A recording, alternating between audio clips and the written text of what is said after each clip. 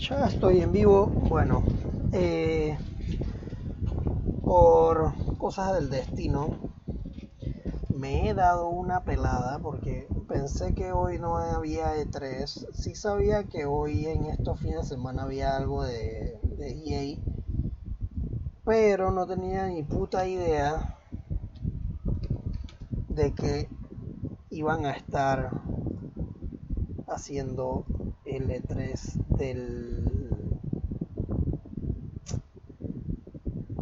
o sea, iba a ser parte del E3 lo que estaba haciendo EA, por lo cual me he pelado y ahora tengo que ver a medias la vaina. Que hay un problema.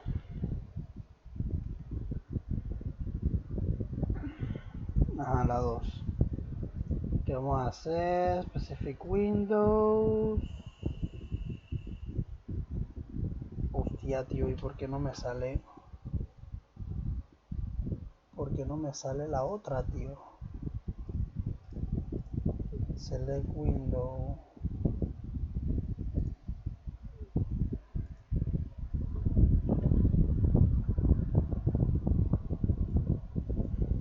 XXPCLDXX is now live. Sí, estoy Streaming live, Battlefield pero V. entonces... Lo que falta del EAPI E3 2019 en vivo, pasate y haz tu comentario.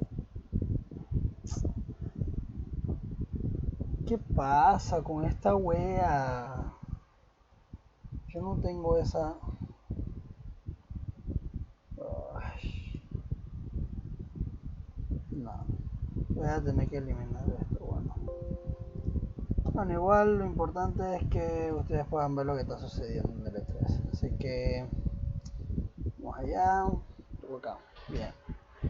Esto es lo que hay en pantalla ahorita mismo. En media hora empezará el directo de... Creo que es de eSports, FIFA 20 y de Madden NFL 20.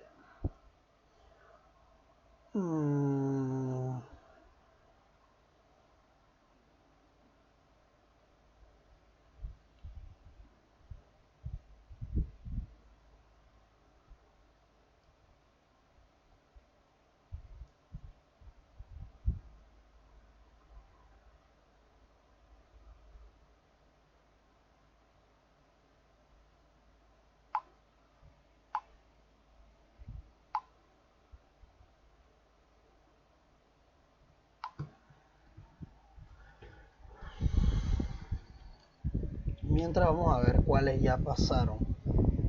Porque hay un dilema. Que yo creo que el de Jedi ya pasó. Entonces vamos a ver el de Jedi. El oficial de EA Star Wars. Para ver cuándo pasó el de Jedi. Ajá.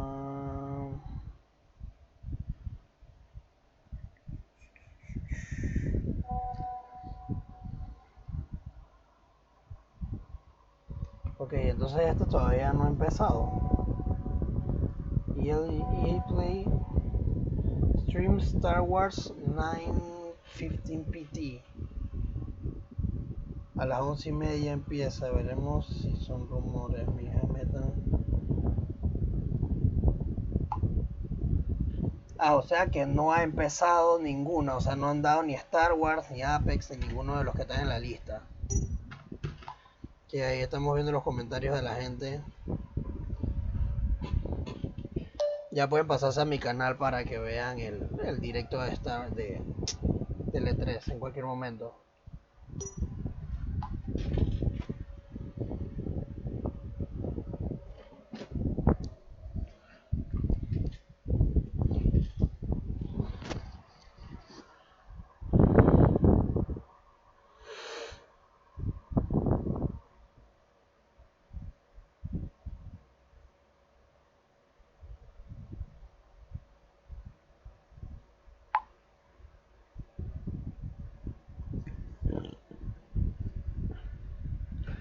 Ok, en 20 minutos comienza. Lo que voy a hacer es que mientras voy a ponerle musiquita para que tengan algo ahí.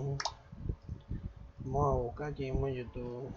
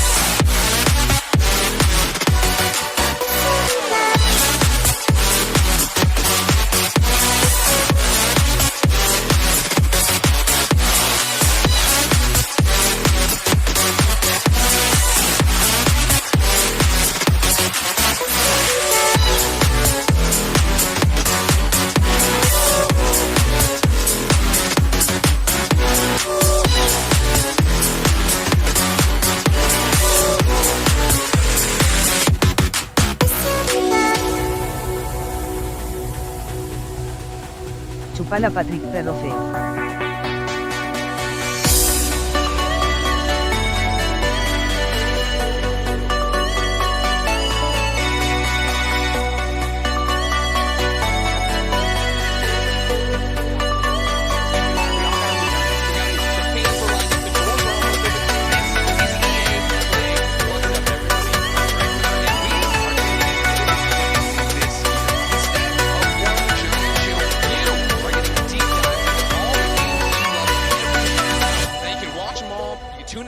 Games. You can turn it off right now, but I want to suggest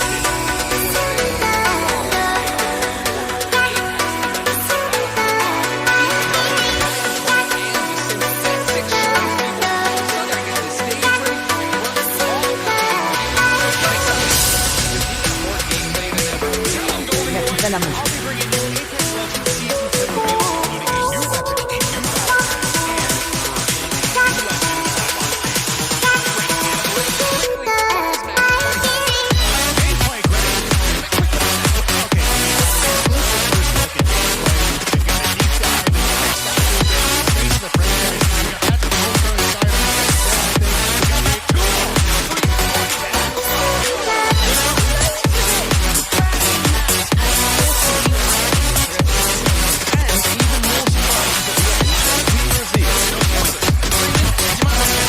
Voy para allá, ya quito la música, estaba haciendo algo. Later today, I'll have all the new details on FIFA 20, and some very special guests will give you even more info on Volta. that's good. Also, you should call your mom more often. I mean, it has nothing to do with FIFA 20, but it's just good advice for you and everyone watching. Okay, now, Julia, you're also hosting The Sims. Tell me what you've got 3 words. Brand new pack reveal.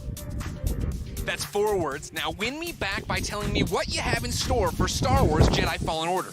Why are you asking me? It's your show.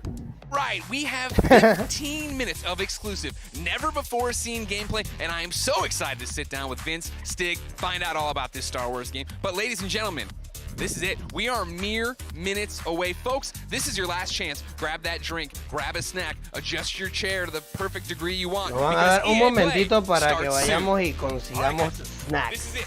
It Snacks. can be organized better. You're doing a great job grooming. All right, you take 5. Plant guy? Ya casi terminan, 15 minutos en exclusivo. Verga, ojalá tuviera ya.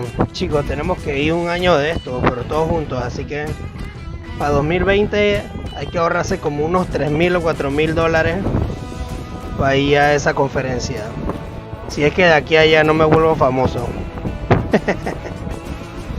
Deme unos minutos, voy a buscar algo de tomar antes de seguir.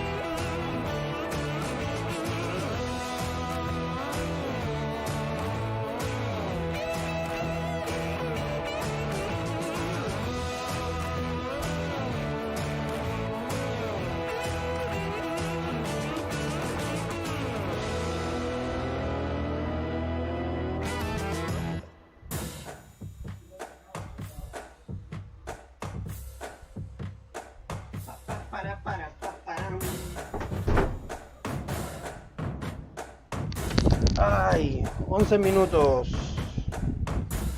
para esta demencia. ¿Qué hype con ese Fallen Order? ¿Qué creen que salga? ¿Cómo creen que sea el gameplay? Yo creo que estaba... En verdad me gustaba más Battlefront. No sé si ese Jedi Fallen Order va a complacer lo que realmente la gente quiere. Yo quería poner el chat de Facebook en algún lugar. Déjenme ver si puedo ponerlo. Déjenme ver si puedo ponerlo.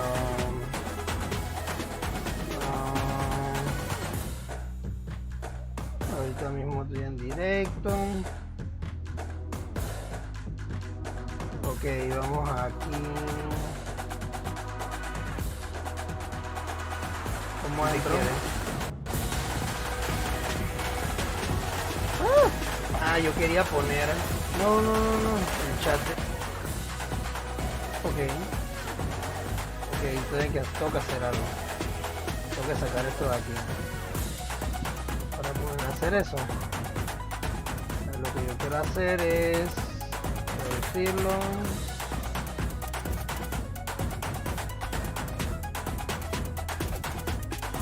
No, quiero solo el chat.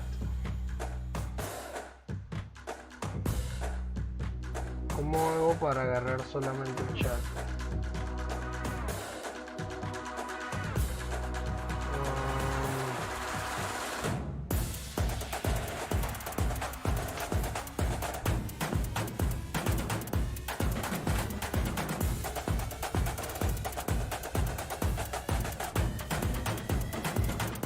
Déjenme ver cómo hago porque...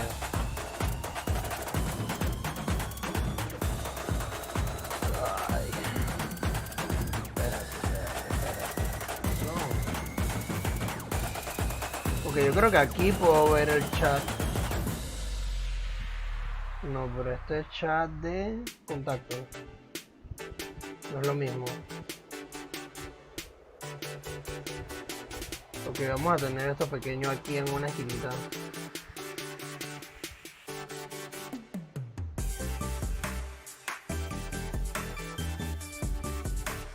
Ok, creo que ahí puedo ver los comentarios, pero no quiero ver el video, quiero... ¡Esta wea cabrea!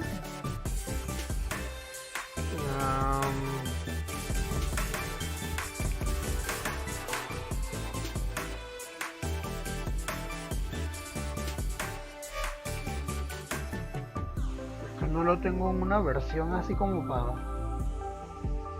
poder ver el chat. Ah, ok, sí puedo. A ver.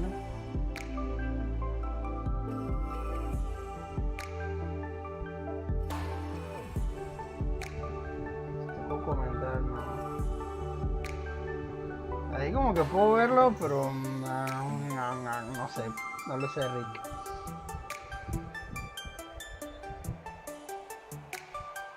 Que yo quería hacerlo al estilo de que...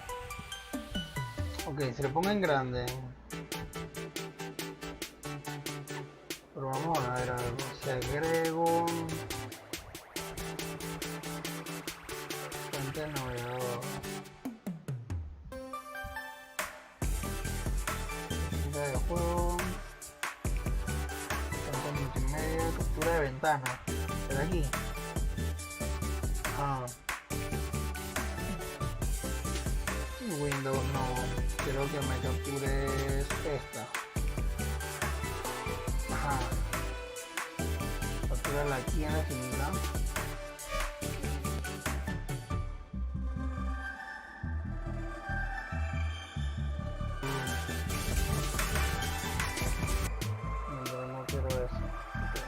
Grande. Y entonces... ¿Qué hice?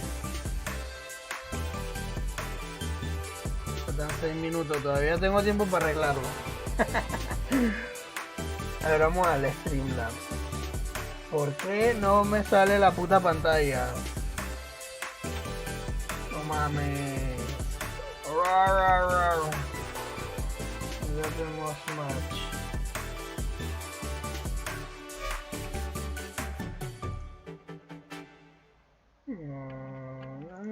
No. Wey, pero si lo tengo ahí, ¿por qué no lo capturo? Interactor contador, no. Ok, vamos a ver algo. Si pongo el puto Edge.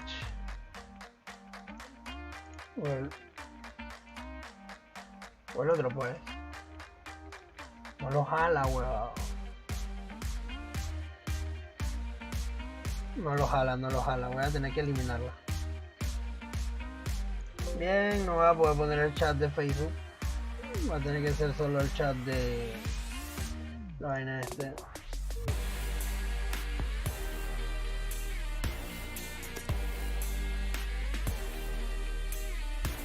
Bien. Voy a tener que irlos leyendo acá entonces en el celular. Vamos a Face.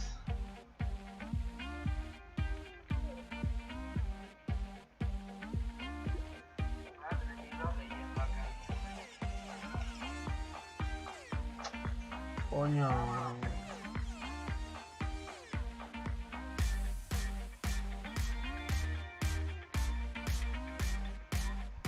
¿Cómo chingado le quito el audio? Ah, te idiota, Frank. Soy bien idiota. Que puedo agarrar. Y bajarle volumen aquí. 0. Tigre. Está traducido pero en inglés, no está en español. A la vergue, pero este teléfono me cabrea. Quiero solamente leer los comentarios. Ok. Listo. No está traducido, está en inglés, pero más o menos puedo decirles lo que dicen. Si escucho bien, claro, ¿no? 3 minutos para que comience la demencia. Así que prepárense. Tiene un hype de esos que asesinan gente.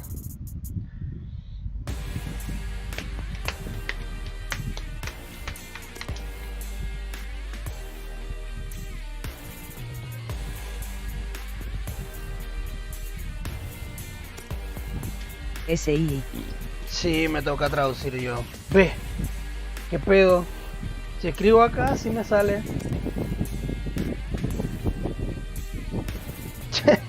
Y entonces, no entiendo.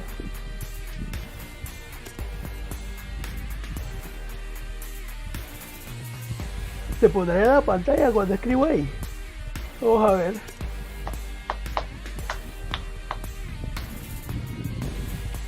¿Qué tal? Bienvenido Carlos Vázquez. Ay. 3 minutos para que comience la presentación de Star Wars Jedi Fallen Order. Vamos a ver con qué locura nos vienen este año estos bueyes. Al máximo volumen, sí. Vamos a quitar esos subtítulos. O bueno, vamos a dejarlos por si acaso. Vamos a ponerlo en la mejor calidad, 1080p. Para que ustedes también lo vean así. Solo aquí, compás, 1080p Full HD.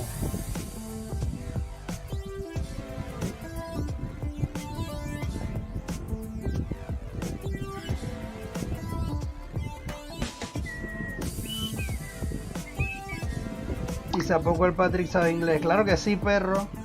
Saca la jubre. Quedando bien eléctrico. Cállate, César, chúpalo.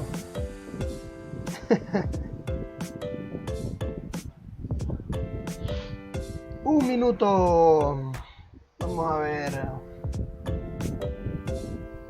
Ya casi no falta nada. Después de esta presentación tengo que hacer unas cosillas. Ay. Wow, la presentación es de las 9:30 hasta las 12:30, prácticamente. Pero allá en el mismo evento. Yo me cabrea no haber podido ir a... Tenía la invitación y todo lo demás, pero no tenía dinero. Que ya viene la vaina. Now we're doing things a little bit differently this year. Instead of just one show, you're getting every half hour a deep dive into one of the games you love. You can watch them all, you can turn off the stream right now, you can tune in for just your favorites, but anyways, we've got a ton of gameplay for you. Apex Legends is bringing a new weapon, a new mode, a new battle pass, and even a new legend. Dice que Apex viene con nuevos armas, nuevos mapas y nuevas vainas. Brand new way to play, plus a bunch of game updates you've been shouting for. Madden 20's got gameplay pack deep dives into all new features, including those awesome new X Factor abilities. And The Sims is unveiling a never-before-seen pack along with few new surprises, and of course, in just a few moments, I'll be kicking things off with the latest on Star Wars Jedi Fallen Order, including 15 minutes of world premiere, never before seen, first look exclusive gameplay. So 15 ready, minutos de play gameplay exclusivo de now. Star Wars y en... Viene. Viene. Oh.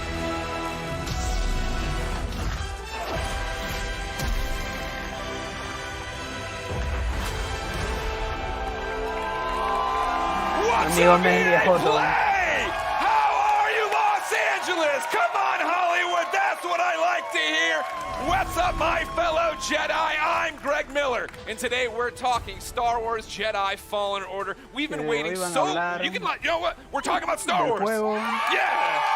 We've been waiting so long for details on this game. I can't believe it. Can you believe it, LA?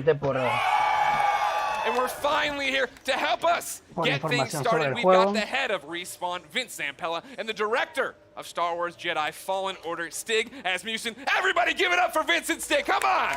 Van a presentar al productor del juego, que son dos. Un grupo de people. El calvito Saitama y el chaval este que parece un chaval normal y común de la vida. Please keep it going. They're making a Star Wars game. Guys, welcome to EA Play. Thank you. What a great welcome. How are you feeling right now? No ¿Cómo se pressure. sienten ahorita? No hay presión. Maybe one of the biggest, if not the biggest games of your lives. Este es uno de los mejores juegos que han creado en su You're vida. supposed to answer this. Off script. So awesome. Oh yeah, we're totally off script. They gave me cards. That was the dumb idea. Nobody cares. It's so awesome to be here. I mean, it's EA Play, it's E3, it's Star Wars. Yeah. I mean, it doesn't really get any bigger than that. Yeah, this is something that Stig and I have been envisioning for years, to see it come to life and be able to show you guys 15 minutes of gameplay today. Y están emocionados porque trabajaron en ese proyecto. Uncut. Y All right. So everybody's anxious to see what this dice que 15 le baja minutes un is going to poquito be. a la presentación. For somebody watching right now who's just a FIFA fan, they don't know anything. What is happening? What is this game all about, Vince? This is a single-player action-adventure game. Es single player. Es de un solo jugador nada más.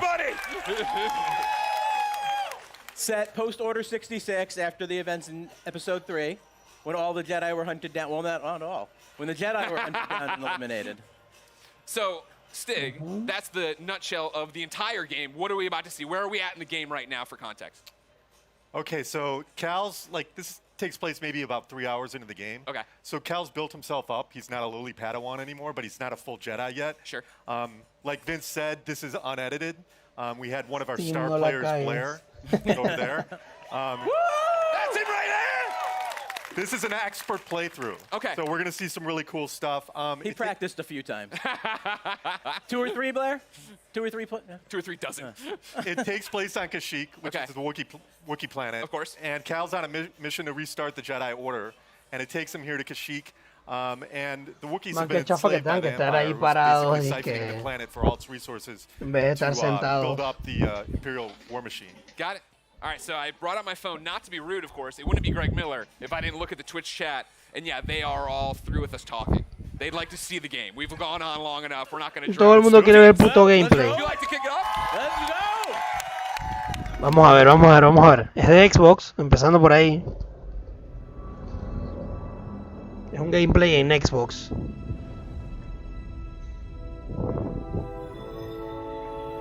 No va a tocar nada porque quiero que se vea todo sin... Star Journey. Press A. Mantiene tremenda pantalla de carga, está bonita. A perro.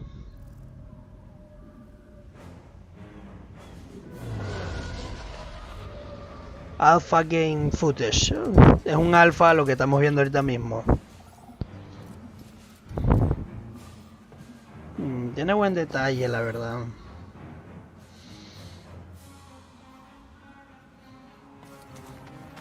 No, al parecer solo tiene estamina en la parte inferior izquierda. Solo se ve una barra como de vida. Salta 2 veces. Oh, puras vainas de Titanfall.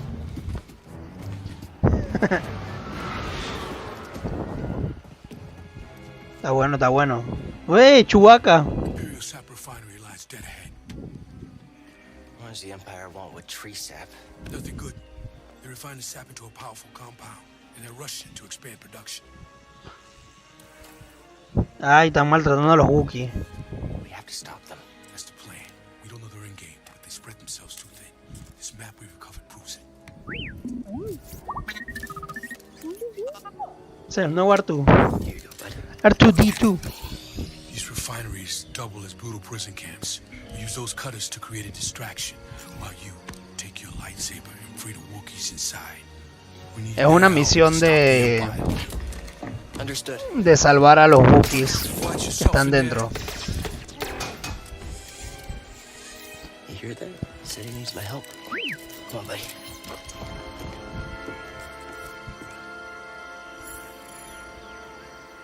Free the Wookiees. Me recuerda tanto a Metroid, no sé por qué.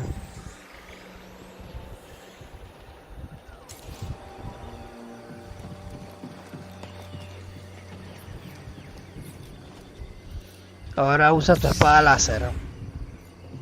Tu lightsaber. Oh, tiene la fuerza.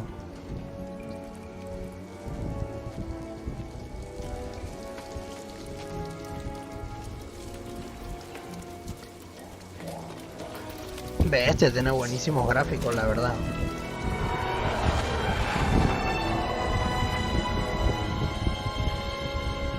Wow.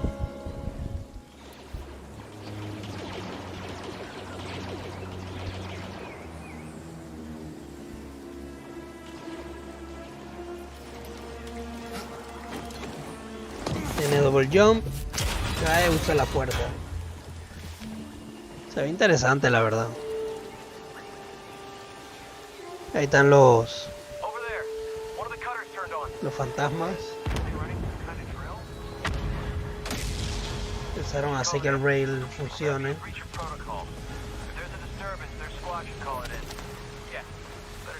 Ush. Buena.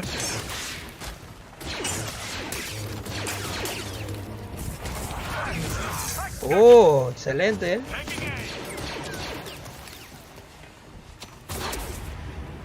Ah, tiene slow motion y todo. Mira pues. Gonna need to get through here. Seri que si el negro ese es el que sale en Rogue One, la verdad no sé.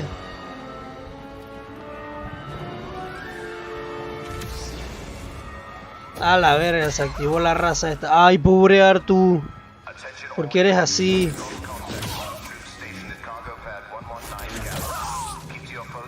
Verá, pero los partes en dos con un solo ataque. Oh, buenísima.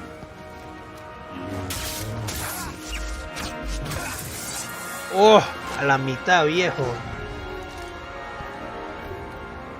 Skill point adquirir. A la ver, hay un Sith de los potentes.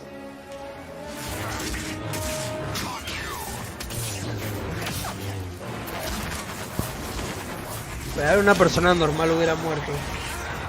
Bestia. Oh, te metió un sablazo ahí. Ok, tienes barra de vida.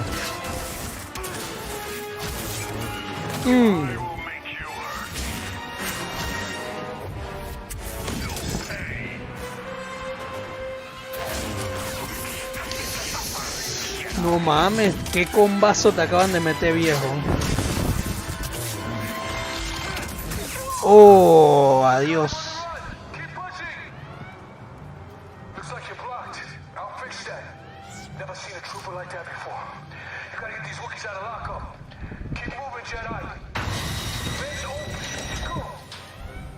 Think you can help me, PD? Se ve bien perrón. Puras vainas de Lara Croft.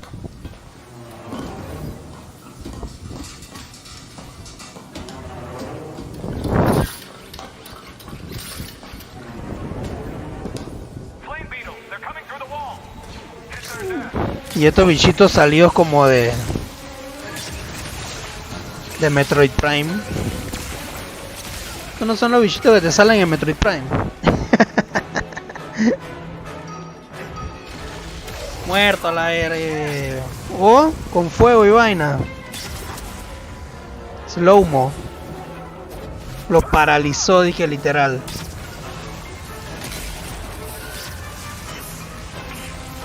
Ajo. Coge, muerta la verga.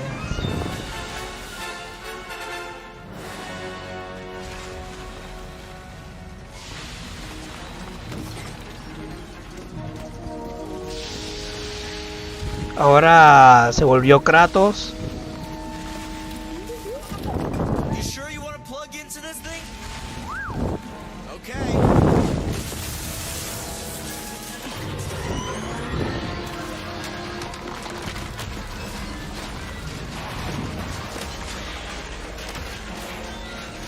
Ah, la madre. Abrió esa vaina a la fuerza. Ok. Ahí arriba hay algo. O eso parece. Se volvió Kratos de nuevo. Slow motion, claramente.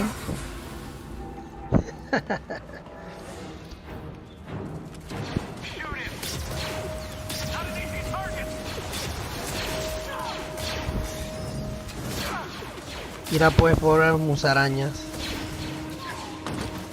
Ok, hay un poquito de estrategia de combate aquí. Pero estos men se dan cuenta de que viene el enemigo sin nada. Y estos parece que no se dan cuenta de nada. Las musarañas atacaron y... ¡Ah, la madre! Corre, quítate la vaina. Te tiran semen de araña, parece, y te paralizan.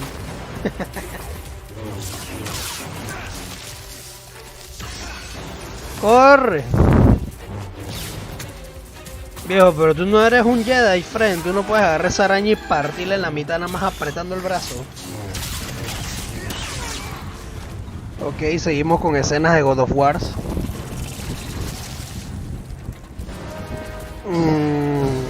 Me parece que los efectos de los ataques y eso también 2018. No parece a nada de lo que se ve ahora.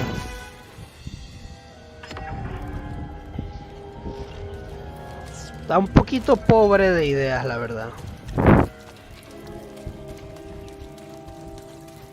Y la transmisión de YouTube es una puta mierda. Estoy a punto de cambiarlo a Twitch. Entonces si lo cambio a Twitch tendría que esperar a que hagan toda la transmisión. A ver qué sopa.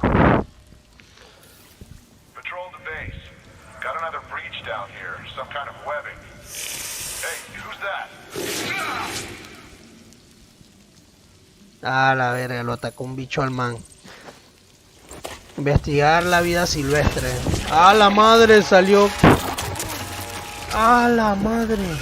Le mordió la puto cuello y no lo mató. ¿Cómo es eso? ¿Ese Jedi es inmortal o qué pedo? Oh. Pobrecita. Bueno, al parecer tiene ataques críticos.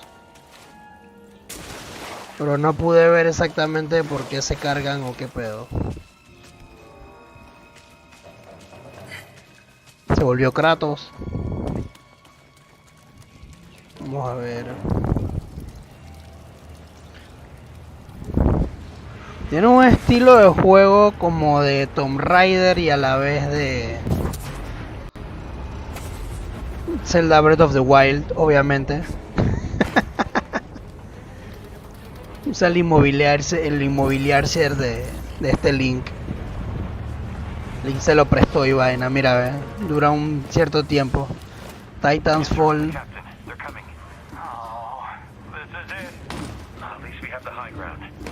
Ah, la madre, se cae la verga.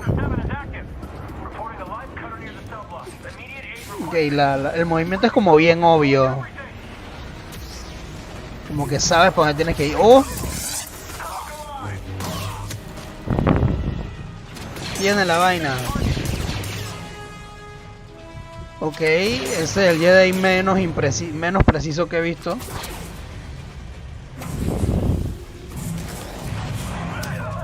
Oh, puedes matar a los enemigos con el propio rayo que tiran. Qué pasado de verga. Eso sí tuvo chido. Ok, no veo cuál es como la barra que te indica cuándo puedes y cuándo no usar el inmovilizador.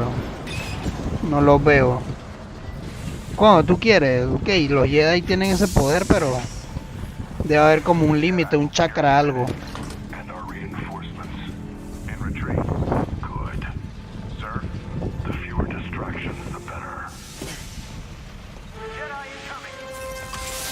Otro más de los negritos.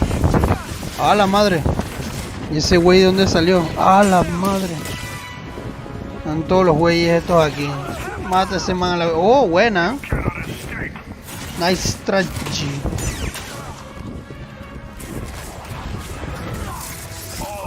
Y le picaron el culo. Ajo, lo inmovilizó.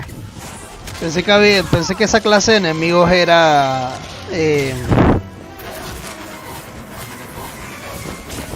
o sea, que no le hacían esos ataques. Oh, entiendo, el man te hace un counter si tratas de jalarlo. Oh, bueno, usó el Sharingan de Sasuke para esquivar ese ataque. Buena, pero estás pelando el bollo, viejo. Tienes la barra en rojo. Ah, ok.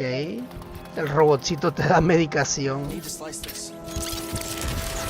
Ah, eso es lo que dice 2 en la barra de abajo. Al parecer. Antes decía 3 y ahora dice 2. O sea que llevas 3 medicamentos en las misiones.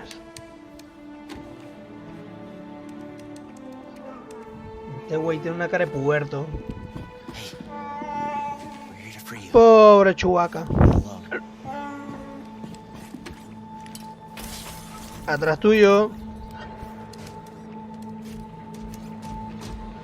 ¿Cómo es que no lo escuchaste?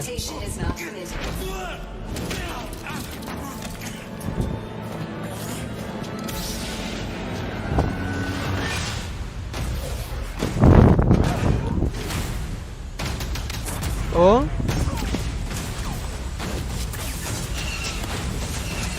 A la madre, vas a tener que pelear contra un spider. Oh, está bien perro, chaval. Pensé que iban a terminar la misión. ¿Qué piensan del juego? Todo el mundo, ¡woo! Me parece que copiaron a Kratos y a toda esa gente, Frank. I have a million questions, and I know we're short on time as always. I want to point out, though, in the Twitch chat, Gwyn96 says, that's freaking cool. Okay. But he didn't use frickin'. Voy a ver si la transmisión de Twitch está mejor que la ahorita. Right? Like, you guys liked it, right? I think I was looking at the Twitch chat. There's a lot of people who liked it. Like, what does that feel like to finally show this game? Oh, it's great. I mean, being involved with this team, you know, Stig and his team have done an amazing job. They've put so much of themselves into this game.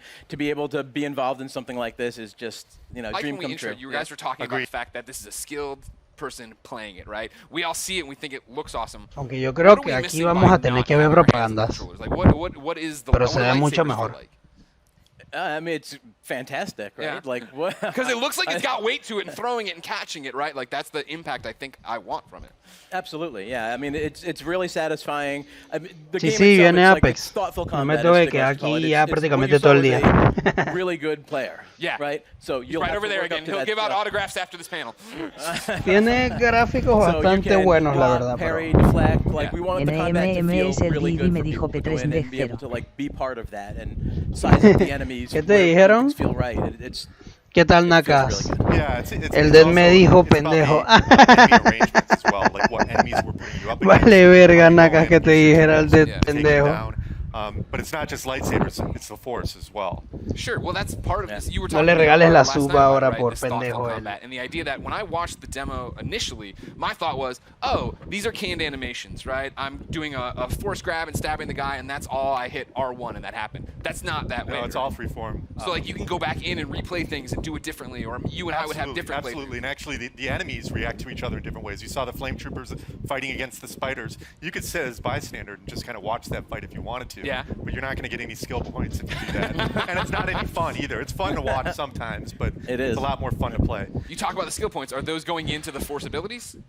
Yeah, so we're going to have the classic abilities. We're going to have push, pull. We've got what we call force flip, which is Iba essentially llegando double al jump, directo y which puse en el is chat y nice 'cause pregunté that's que si esa something era that la makes E3 y sense me in leí. Star Wars, a Jedi actually doing a double jump. But we have one unique expression of the force that you saw in there, which is slow, which is a little bit of the glue between force, push, and pull. Yeah. Well, that was awesome. Push and pull. I thought you couldn't top my Ya favorite que moment. puedes jalar y empujarle al enemigo. Force pull Stormtrooper. Y de Stab esa him. manera When you force pull te the Stormtrooper and defiendes. walked him into the unbolt. Iba llegando al directo y le puse en el That was chat que pretty si ese cool. era el E3. That's one of my favorite. I think the first time I saw that, I Claro, freaked out a little. You actually said it better be in pendejo. the demo. Well, you did it. You delivered. Tell me about the enemies we are seeing there, right? Because that's one of those things I feel like we're talking a lot about, seeing things a lot about, is we're running through the environment. You had different things. You had your normal stormtroopers. You had non-normal stormtroopers. Yeah, and this is just a small portion of the Que game. le abre de los There's a enemigos. lot more Si that we todos son los haven't You're saying mismos that isn't the entire game, Stormtroopers that o is no. not. It's wow. No, Surprise. no. But we got our classic stormtroopers. We've got the scout troopers who you saw equipped with kind of melee charged weapon. We've got the flame Charged troopers, but we weapons. also have the purge troopers whose task is to, basically Hay hunt un Jedi, chingo de soften them up Stormtroopers before the Inquisitors entonces, come in. And like we're seeing right here, right? de Like los this is bad. que That's usan never esa true. vaina, Yeah, de los que exactly. tienen Like, como hachas, some unos new que that the tienen team cargas, created. otros que tienen flamethrower. Hay de varios tipos. There you go. Adding to the Star Wars lore. Why we're pointing at one guy? Did he create it? Just that one man did? Yeah. It was a team effort. You led the charge. Jordan did the concept. Good job, Jordan. Everybody, three cheers for Jordan. So we're going through, and you have these new stormtroopers. You have your fire troopers. You have one of my favorite droids of all time coming back, The KX. and then making me fight him. Yeah. Why would you do that? Yeah. I don't want to do that. Oh, you do. No. Trust me, you do. I do? Oh, yeah. Well, then, talk about the other star of this 15-minute demo, right? The new droid, BD1. There he is right there. No, BD1. BD1's in the audience, ladies and gentlemen. Tienen el robotcito Thank you, ahí. BD1. He's adorable, as I'm sure BD1. you know. I immediately want him as a backpack, so just a heads up if you're talking to anybody in the licensing department. That, All right. We can make what that does he happen. do in the game, right? Excuse me, we're hosting a panel. You can keep it down over there. What are the traits? What are we using as? Is he just flair? Am I using him for different Well, things? like story-wise, he's Cal's companion. He's Yeah.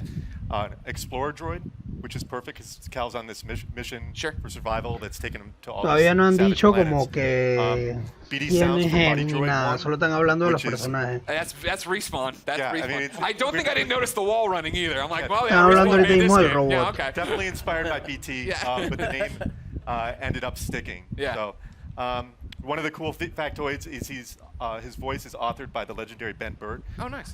Who did all the main sound designer in the original trilogy and Yeah. beyond. But he can hack doors, computers, as we saw in there. So just scan some stuff there. Yep.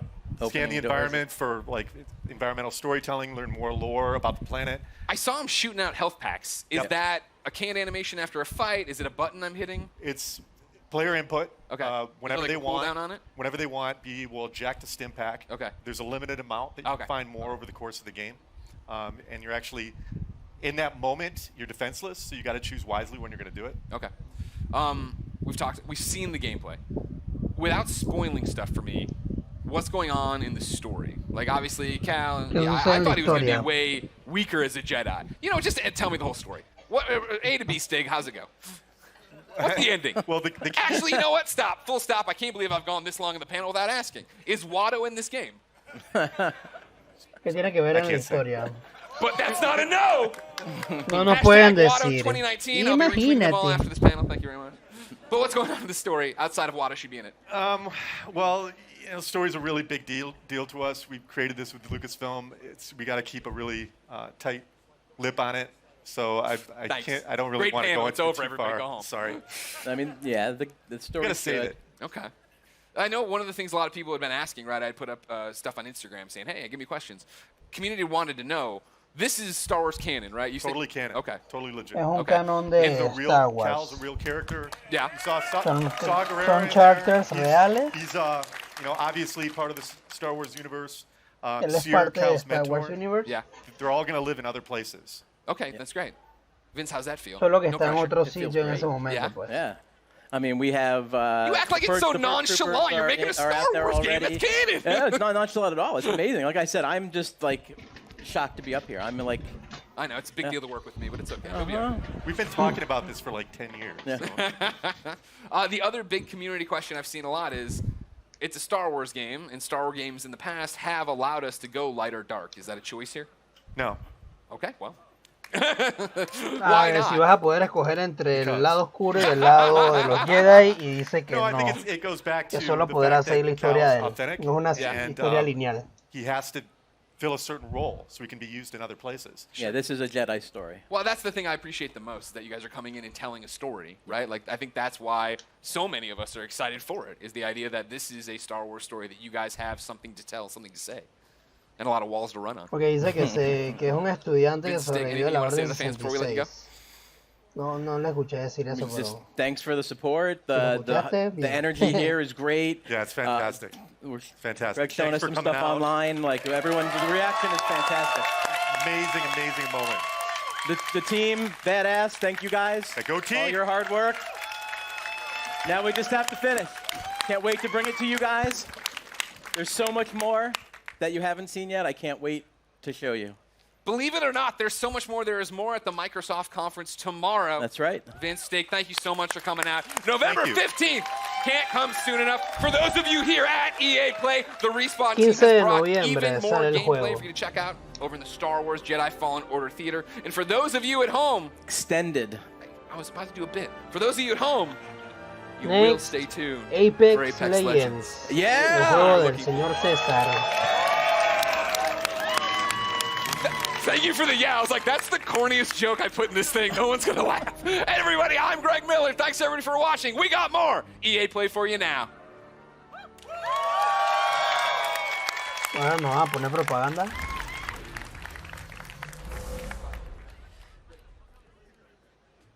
Pam, pam, pam. Bueno. Ah, ok. How are we for Star Wars? 2 minutos Let's hear para it. Apex. Wow, casi es nada. Hype mode engaged, although that's actually a live. Vamos a ver qué traen para Apex. Okay. Para el Anyway, so big apextoso. thanks to Vince and Stig for sharing that exciting deep dive into Star Wars. Para el juego Jedi más Fallen apextoso. Order. We're all a little bit too excited here, I'm not going to lie. I'm Julia Hardy, and a little later on, Adam Freeman and I will be bringing you news on Battlefield 5. Yeah. Van a traer nuevas cosas Right para now, though, EA Battlefield, Play is parece. in full swing with gamers getting their hands on all kinds of exclusives. There's a lot to look forward to, starting with our next show, Apex Legends. So Alex Goldenboy Mendez is bringing you the hottest news on Apex Legends Season 2. We've got info on a new weapon, new battle pass, new mode, and a reveal of the 10th legend. Stay tuned because Apex Legends is moments away. Ok, van a revelar nuevas armas, nuevo escenario parece o algo así. Nuevos environments y nueva leyenda o personaje se podría decir para Apex. Así que vamos a ver en 50 segundos qué es lo que nos traen.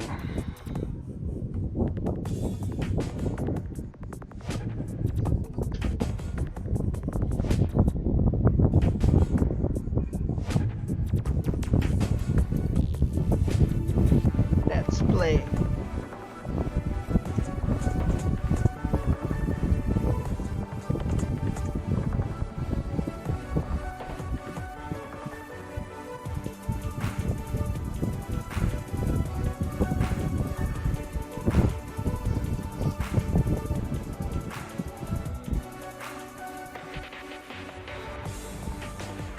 En 10 segundos empieza.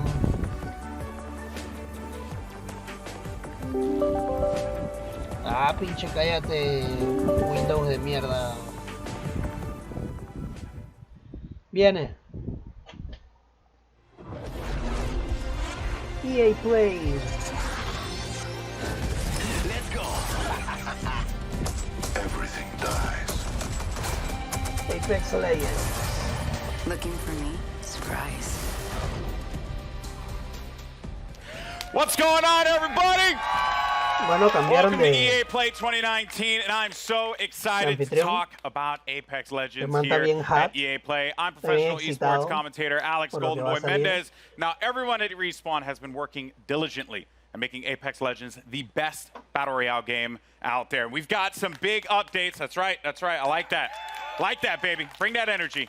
We got some exciting details to share on Apex Legends Season 2, including a brand new weapon, a new mode, an improvise, or an improvise, you hear me? I'm improvising. An improved battle pass, a reveal of the 10th legend coming to the arena, and so much more. So let's jump out of this dropship, dive right into the hot zone.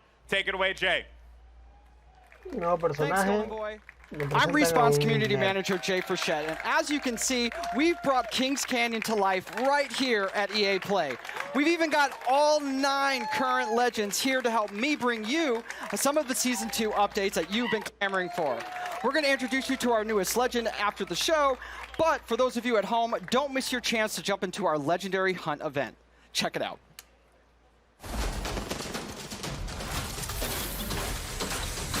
Se les acabaron las ideas, amiguitos. Un puto trampolín, es en serio. The Legendary Hunt has begun. Legends can compete to enter an all-new Apex Elite queue. Complete challenges for exclusive cosmetics. Fortnite. I could do this all day. Earn XP and Battle Pass boosts. And find all new exclusive skins in the in-game store. Only the strong will win and slaughter. For a limited time, legends who place in the top 5 of any match will earn the right to join the Apex Elite queue. I need some help over here. Solid copy. There, they will have the opportunity to test their skills. Need some ammo. Against the most talented legends in the game. One more. A legend's true test is from within. Additionally, legends can complete legendary hunt challenges to earn rewards, like the epic Master of the Hunt Bloodhound, the Wolfpack G7, not your day. I won this one. And hunt down 2 wins to score the exclusive legendary Tamed Beast triple take. Trust in the gods and you shall be rewarded. Opening fire. Got him. During the event, all Battle Pass owners will receive the free legendary Honored Prey R301.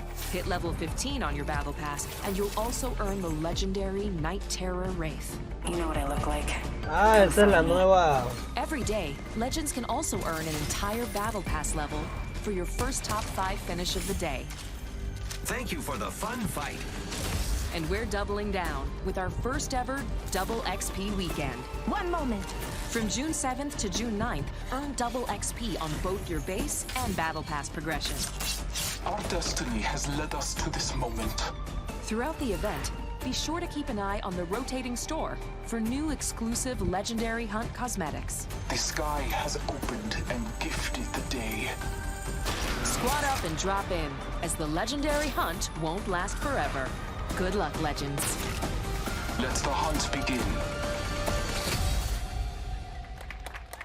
That's right, until June 18th, No lo you sé, can Rick, jump me into parece the una puta Legendary copia de Hunt, Fortnite. our limited time event that features the debut of our Elite queue, exclusive challenges you can unlock, and some killer skins and more. Also, this weekend is Double XP weekend, so there's lots of great reasons to jump in.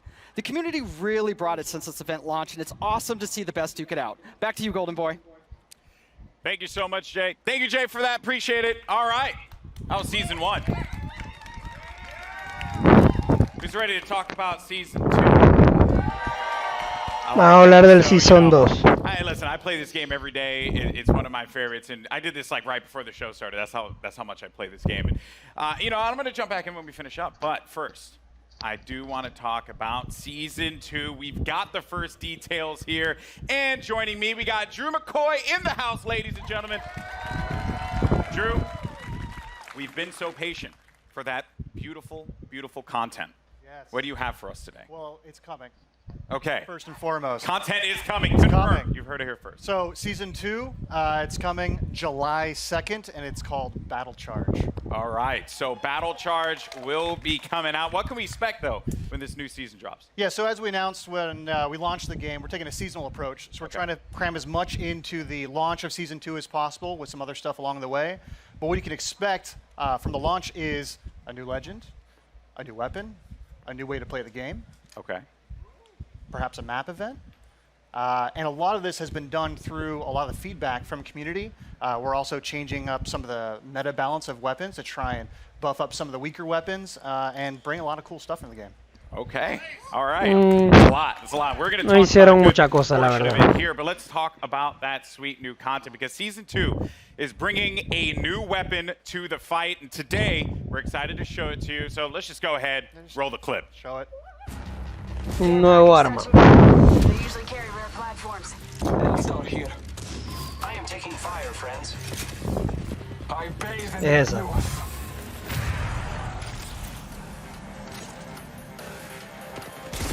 Your ignorance meets your end. Un subfusil. Need help. Good job, me. A new season. Strong work. L-Star. Ammo type experimental. No refable. Frag out. Wicked. Making contact with enemy.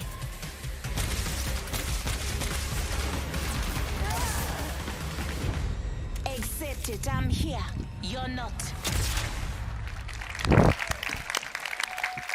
There you have it. The L-Star, man, I remember getting slapped by this gun in Titanfall 2. So pretty excited to see this one make it into the fold in the arena. Seems really powerful. So tell me more about its place in the entire weapon loadout for you. Yeah, so the L-Star's new. It's coming. Season 2. It's actually a care package weapon because it's so OP. Okay. It's just amazing. But Glad you said that out front. Yeah, well, you know, it's like the master for the Kraber. It's incredibly powerful. Yeah. And being a care package weapon, it doesn't use any of the existing ammo on the ground, so whatever you get with it is what you got. I also noticed too, it shattered through doors. Yeah, it can open doors. So like melees, grenades, and now the L-Star. Wow. Okay, so that is pretty sizable. Now, what other changes are going to be coming to weapons? Because this may seem very nerdy, but I'm a huge fan of hop-ups. I'm all about Prowler with my switch fire. That's my jam. Yeah. What are you bringing me? Yeah, so like I mentioned, there's going to be some meta changes to the weapons. We're trying to bring up some of the weaker weapons. And then, yeah, there are 2 new hop-ups coming. Not really going to say what they are yet. You guys got to wait for Season 2. But there is a chance that maybe a memeable weapon named after an African country is usable. Is usable? Yeah. Okay. Perhaps. All right, perhaps. I mean, that is yet to be seen. We'll have to see if that's going to be a reality. All right, cool. So we're starting out hot with that L-Star light machine gun. We also have the Battle Pass. And, you know, when you guys first spoke about the Battle Pass, you said that it was a learning experience. What's different this time around for Season 2? Yeah, so we've been listening to community a lot. Season 1 didn't quite launch as well as we were hoping. The content was fairly underwhelming for players, so we've been taking that in. We've been getting all sorts of data from people buying skins to what they equip on their characters or weapons. And so we've taken this learning and put it in a Season 2 Battle Pass. So first off the bat, it's challenge-based now instead of essentially time-based. So you'll get daily and weekly challenges, and they stack if you don't play for a while. So you can come back after a month and try and knock them all out on a weekend and level up really quick. Ultimately, this does mean leveling to level 100 is a lot quicker than in Season 1. We're also getting rid of all the badges and stat trackers, taking up space throughout the leveling process. And we are inserting 3 entirely new content types into the Battle Pass, which we will talk about later. And there's a lot more skins in it, and there's going to be enough crafting metals by the time you hit level 100 to craft your very own legendary of your choosing. All right. I like that. Yeah. Okay. A lot of value for that Battle Pass. Yeah, that sounds very exciting. All right, and now, you know, we're talking about Apex. It's got some pretty sick skins. What skins do you have for me today? Yeah, so like I mentioned, I think our skin game is being upped pretty significantly. You can see that with the Wraith skin specifically from the Legendary Hunt event. But we got 4 legendary skins in the Battle Pass. So we have 2 character and 2 weapon. So for Caustic, he's got the Prince of Darkness skin. And for Octane, we're doing the Jade Tiger. I think you can see there's Prince of Darkness right there. And then there is a skin for the Spitfire called the Intimidator. And the R301 is getting 2 skins, actually. So the Iron Rampage at level 100, and there's a golden version as well. Oh man, do you see that, by the way? Do you see that? It's sick. It's sick. That looks insane. That looks insane. All right. Now another question that the community is having, they're just dying to have answered. New ways to play. Elite Q was awesome. Yep. I think it's like one of the coolest additions for Apex Legends. What else? Yeah, so when we designed Apex Legends, we really wanted it to have kind of a competitive core to it. This is a game that's meant to be played over hundreds of hours and mastered, really deep learning experience. And so the Elite Q is our first step towards getting to a higher competitive stage. Okay. And so Season 2, I'm really, really, really stoked to announce we have a ranked mode coming. Ranked mode? Yeah. All right. So ranked mode, you'll progress through 6 tiers if you're good enough. You will cap out if you are garbage tier like myself. Yeah. Don't worry, we'll be in Wood Division together. Yeah, you and me, buddy. Yeah, that's Wood. what's up. Wood 3, I think. Wood 3. Sí, está bien cool la skin, la verdad. Yeah, so it goes from bronze all the way up to está Apex perro Predator, esa and it's skin. using Está perrona. special matchmaking for each of the tiers. So the higher you get, you'll probably have some longer matchmaking times, but it's because we're trying to find the best possible match for you. And then throughout the season, you'll be hopefully gaining tiers, and then at the end of the season, you'll get rewards based on where you ended. Wow. To show off for the next season. Ranked mode coming to Apex Legends. Yeah, it's going to be awesome. That's sick. All right. All right. I'm be honest with you.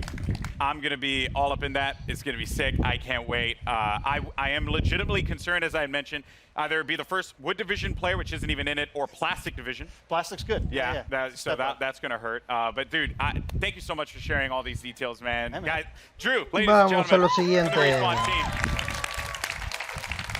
All right, now, here's the thing. I'm a Lifeline main. It's just facts. You are too. Yep. Respect that. Any Lifeline mains in the house?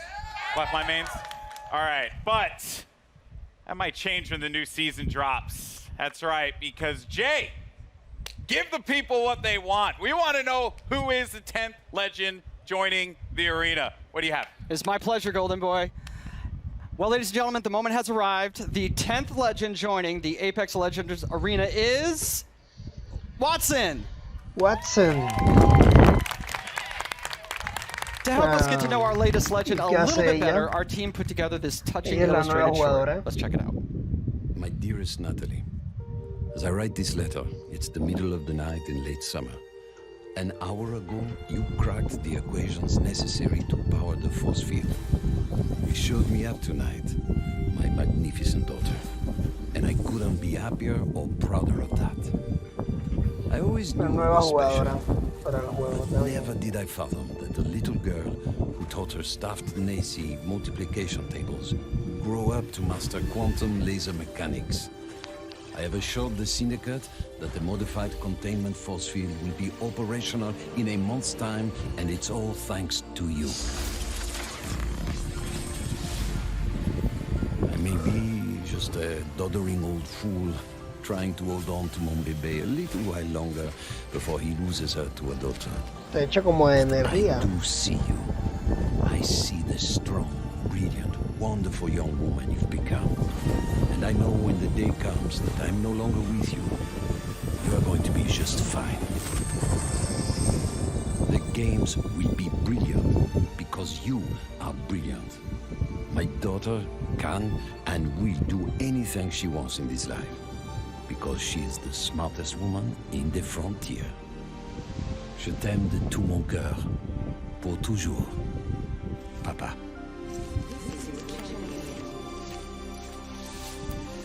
I did it, Papa. I hope wherever you are, you're cheering for me. Battle charge.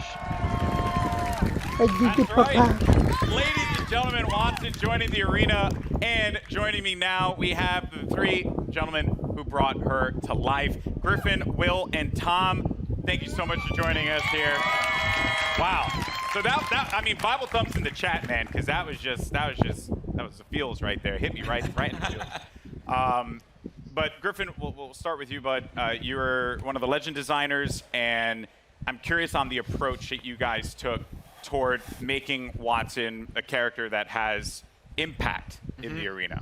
So Watson really started as a conversation between a friend of mine and I, who he's an engineer, and he has this really methodical, interesting way of taking really complex problems and systematically solving them. And so I kind of thought, what would it be like if we took the sort of the defensive complexity of Apex and introduced a character that could really create an ecosystem in which you can survive the really aggressive third-party meta, all of that stuff. So the idea behind Watson really is that if you plan and you sort of adapt to the environment, you really know the map, and you work closely with your team, that you can really create these strong defenses that that people are going to really have to think about in terms of how they push on you and that sort of thing. So the current meta of I hear gunfire and I hit it as hard as I can, you know, with Bangalore, Wraith, Octane,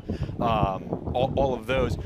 We're trying to sort of bump that meta a little bit and make it so that this more stanced RTS kind of play style has breathing room. Yeah, you're trying to provide like options for the players. Yes. Right? Because if you want to be able to play that hyper aggressive approach, whether you're running like a composition that contains like a typical one, which would be like a Pathfinder, Wraith, and a Lifeline for that support, you can play into a composition like this, and they kind of counter one another. So that's going to be really fun. We're going to dive into the abilities and everything that she does. Se ve interesante ese jugador, mira. Now, as far as the look Puede and hacer feel, barreras para... my favorite part about Apex Legends is that the characters, the legends themselves, they stand out. Para proteger el when equipo you're looking y from hacer far campo de away, fuerza. you see the silhouette and you know exactly Eso era algo que le who faltaba it de is verdad that al you're juego. about to engage with. What were some of the complexities in bringing a character like Watson to life? Yeah, so it's a collaborative effort. You know, shout out Heath and Sam, animation department. Everybody kind of works together. We were given a specific set of skills that she would be using, abilities from Griffin, and that's kind of all we had to go off of. So we had to, Heath did a great job of like bringing it all together, giving her a sort of a grounded aesthetic she had to look like she was using electricity and stuff like that. So rubber gloves and the coils and the wires and pushing her silhouette at the same time, making her stand out. You have to be able to read who she is from different distances. From there,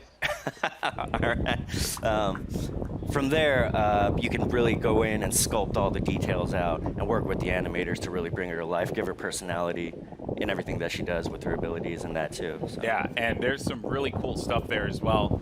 Every part that Watson, she takes out an item in her kit, it's actually like on her person. Oh yeah, you see it happen. Yeah, and those are all very meticulously designed by the concept artist and then modeled out in 3D.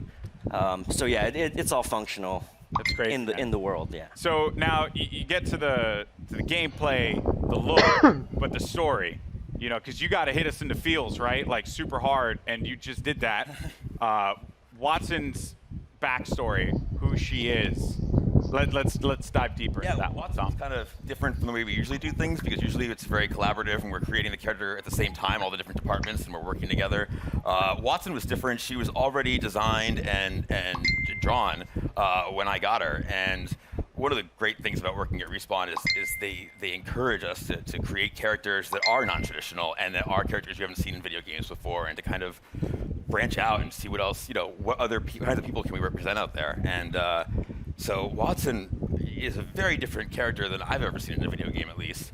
And everything is based off of what these guys created. I mean, it's all, every single part of her backstory is connected somehow to either her abilities or her look.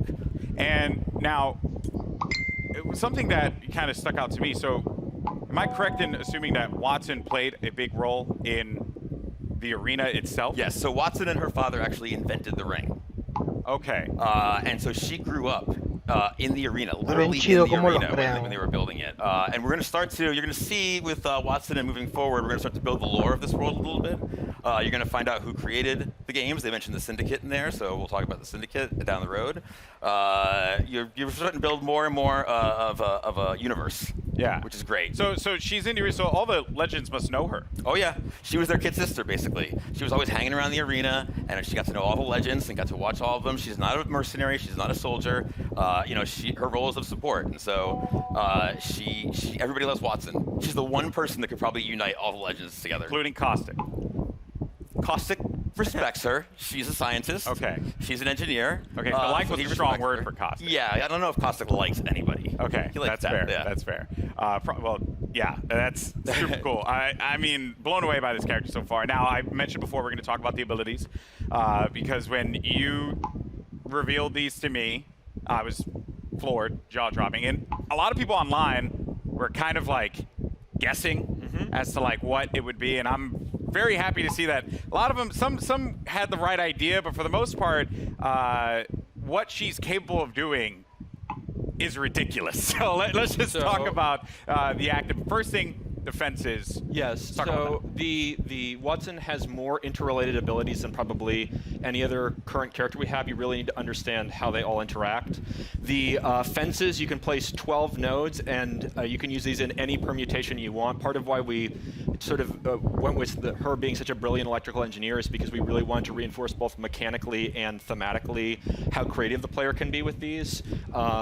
Basically, we're just giving you free reign to place these however you want and figure out the players, like I just saw right there, I don't know if that was intentional, so that when your teammates go through, it shuts down. It shuts off. So if I'm downed and they run through the gate, does the gate deactivate? Yes. Oh. Yeah. So there's a lot of different interactions, a lot of different ways that you can interact with the gates with other characters.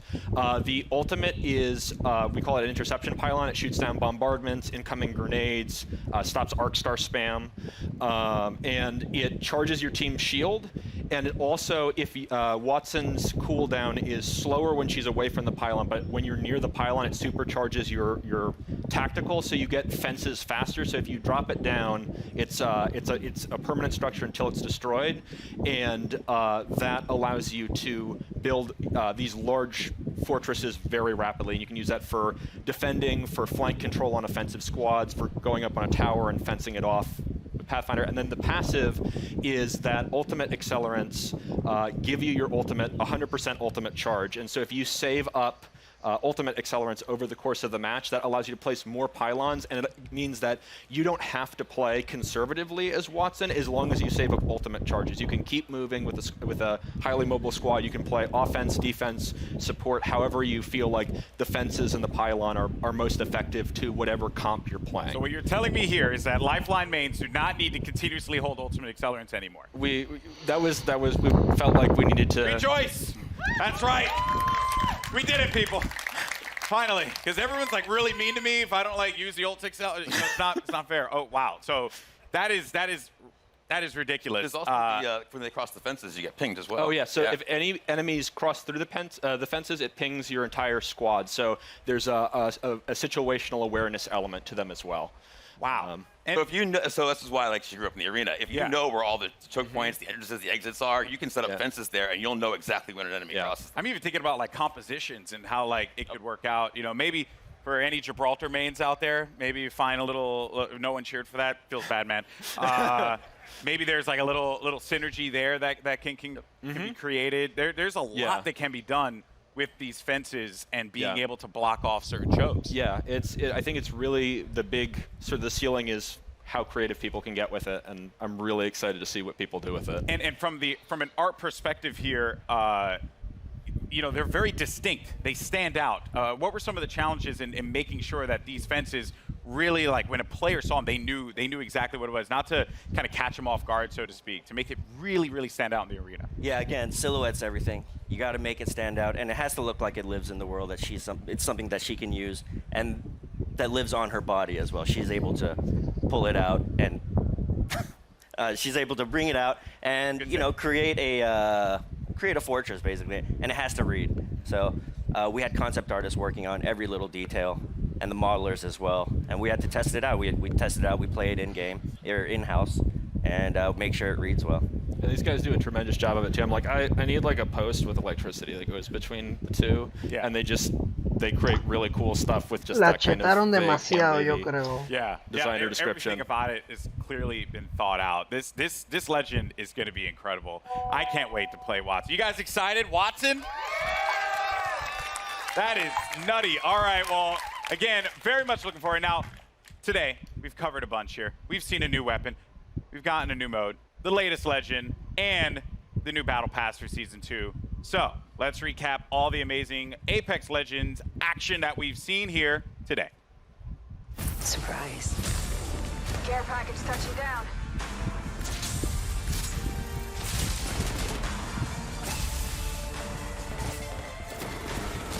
Like a deer in the headlights.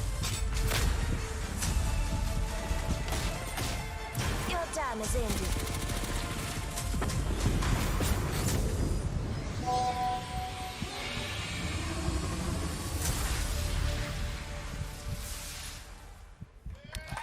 I'm not going to let you off that easy, Drew. What was that? What was what? What was that? You saw the giant thing on the screen in the eyeball. What was that? All right. Can't tell me? Well, let's just say that. Well, no, but let's just say this. We got perhaps a couple of big things coming into Kings Canyon at the start of Season 2. Okay. So keep your eyes peeled over the next month. See what you can find out. So if I were to ask you, after we're done with this, are you gonna give me the cold shoulder? Or are you actually gonna tell me? There's no way I can tell you. Sorry. Oh man, I'm just holding L's all day out here, man. This is not fair. Well, Drew, thank you so much, man. Guys, Apex Legends Season 2. Let's go. July 2nd could not get here soon enough. Now, if you're in Los Angeles, come check out Apex Legends at EA Play for your first chance to get hands-on with Watson, as well as all the other great Apex Legends things happening here. And for those of you at home, Double XP Weekend is going on right now. Battlefield Jump to the 5. Legendary Hunt event and start earning those amazing exclusive skins. I'm Golden Boy. It's been a blast talking Apex Legends with you all here today, and I'll see you in the arena. Peace.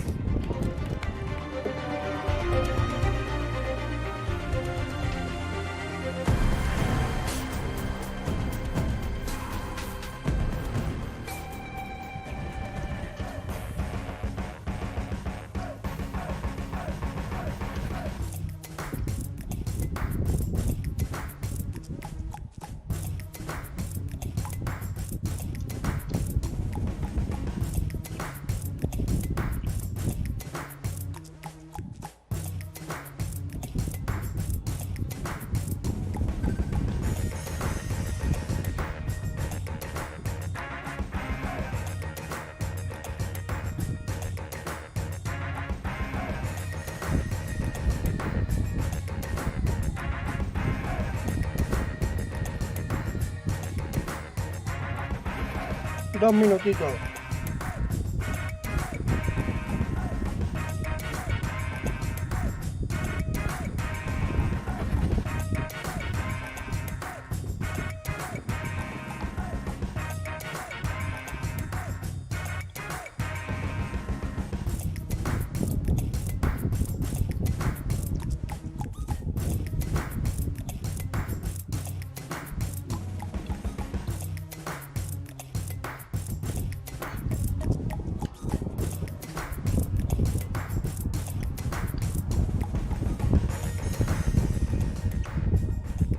That's right, you just saw a ton of new info on Apex Legends Season 2, including a new Battle Pass, burst details on Ranked Mode, and the official reveal of the newest Legend, Watson. I'm Greg Miller here at EA Play, where gamers are getting a chance to test drive the newest Legend right now. Stick around, because up next we've got Julia Hardy and Adam Freeman giving us the dirty details on Battlefield 5, including looks at a ton of new maps, exciting updates, and details on a new theater of war. All that's moments away, so keep it locked.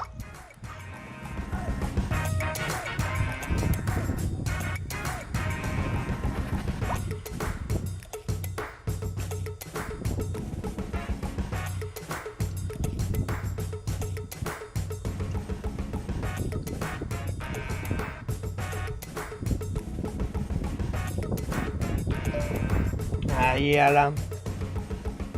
Bueno, presentaron un jugador nuevo, que es una tipa que hace barreras y que usa un dron que cura escudo. Y presentaron un arma nueva que es un fusil. ya, weón. Nada más hablaron como de lo que venía en el Season Pass 2, que es que nuevas skins de armas, nuevas skins de jugador, que son épicas y legendarias, y un nuevo modo de juego que es de como para pros, pues, o sea, si te sientes como que estás jugando con pura gente en verga y que siempre ganas, puedes jugar en modo pro, que pone a los más rankeados en el momento. Es como un ranked, pues. Viene Battlefield.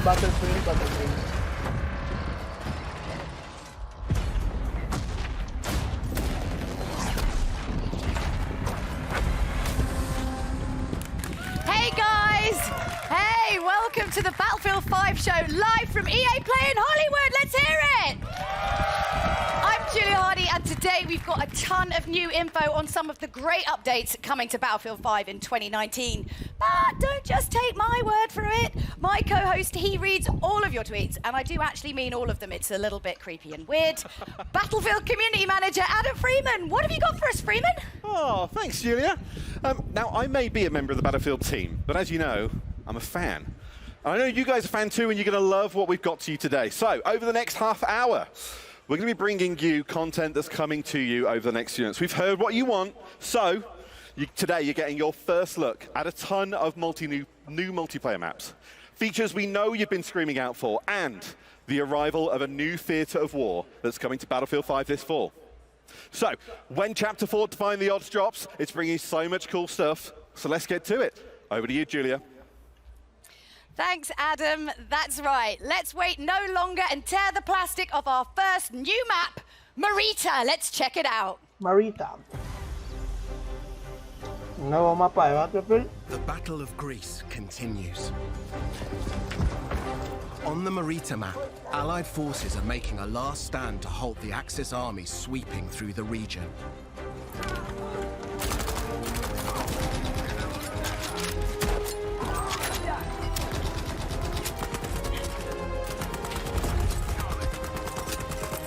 You'll deploy on a sloping mountain ridge and within the tight streets of a rural town. The Allies control the town, but Axis troops are already on its fringes.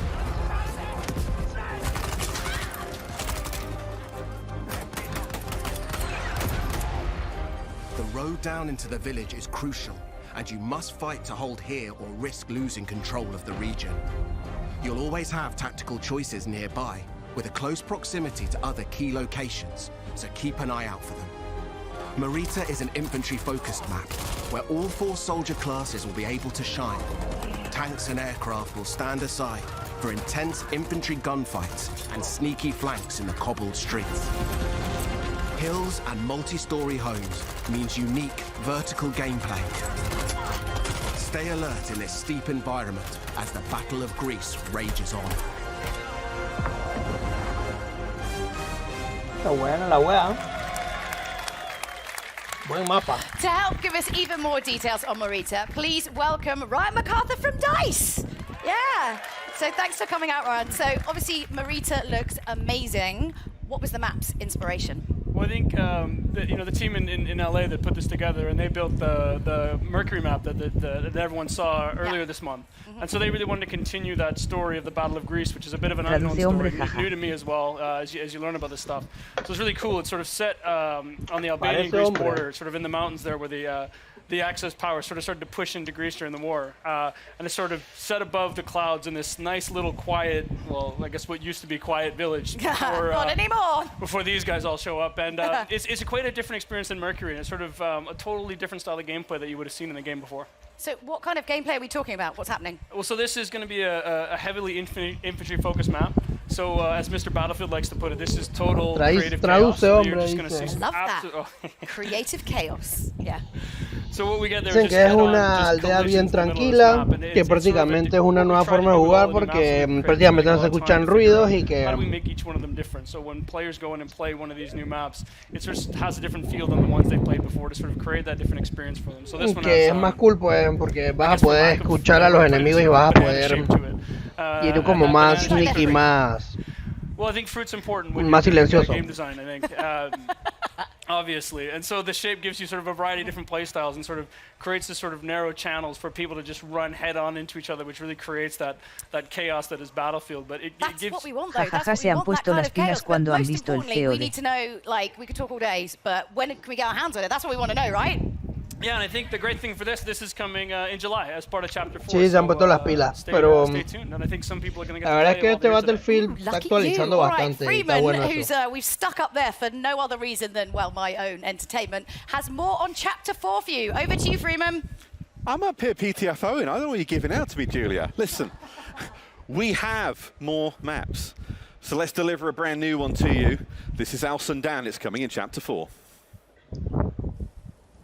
The fight moves to the North African desert in a vast new map for Battlefield 5, Al Sundan. Prepare to engage alongside a lush desert coast and contrasting harsh environments. Axis forces have militarized the area with camps, a radar tower, and an airbase. You must fight over possession of these critical points. In Al Sundan, we've taken the vista used in the single-player war story Under No Flag and doubled down on air and land vehicle combat. With this, the location has been optimized for all-out multiplayer action. Es un nuevo vehículo. It's up to you to shape the fight. With large distances, vehicle-based team play, and battles across ranges, you'll always have plenty of choices. Make good use of this sandbox to secure the win.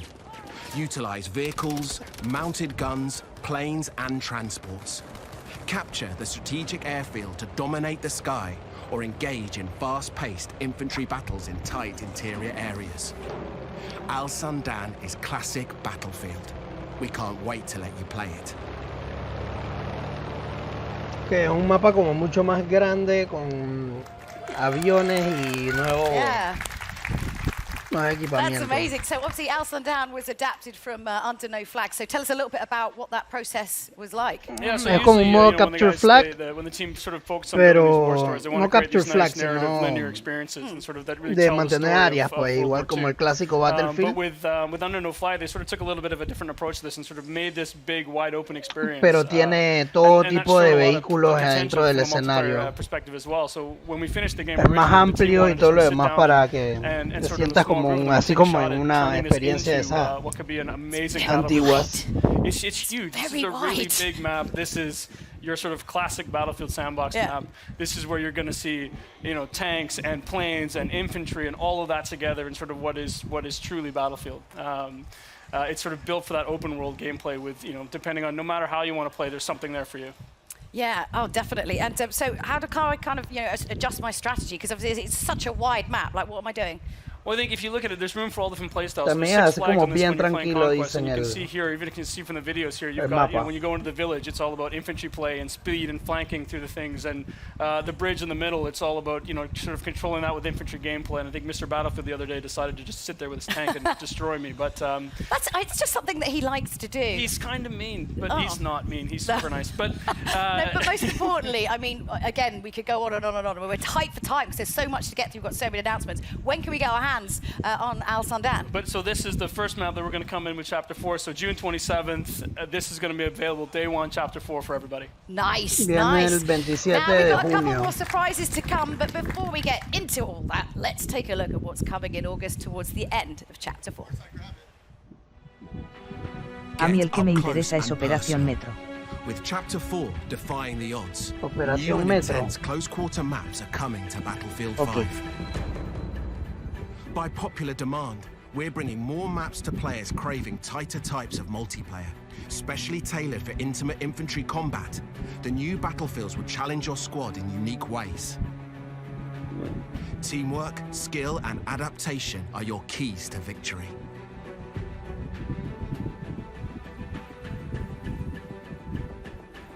Fight through an explosives production facility in Lofoten Islands and unseat the Axis occupation in Provence.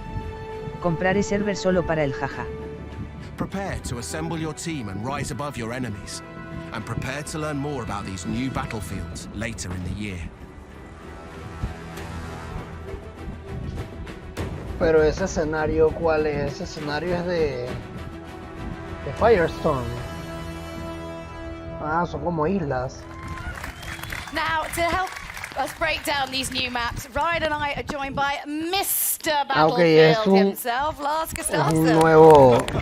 Otro nuevo mapa. Son como unas islas.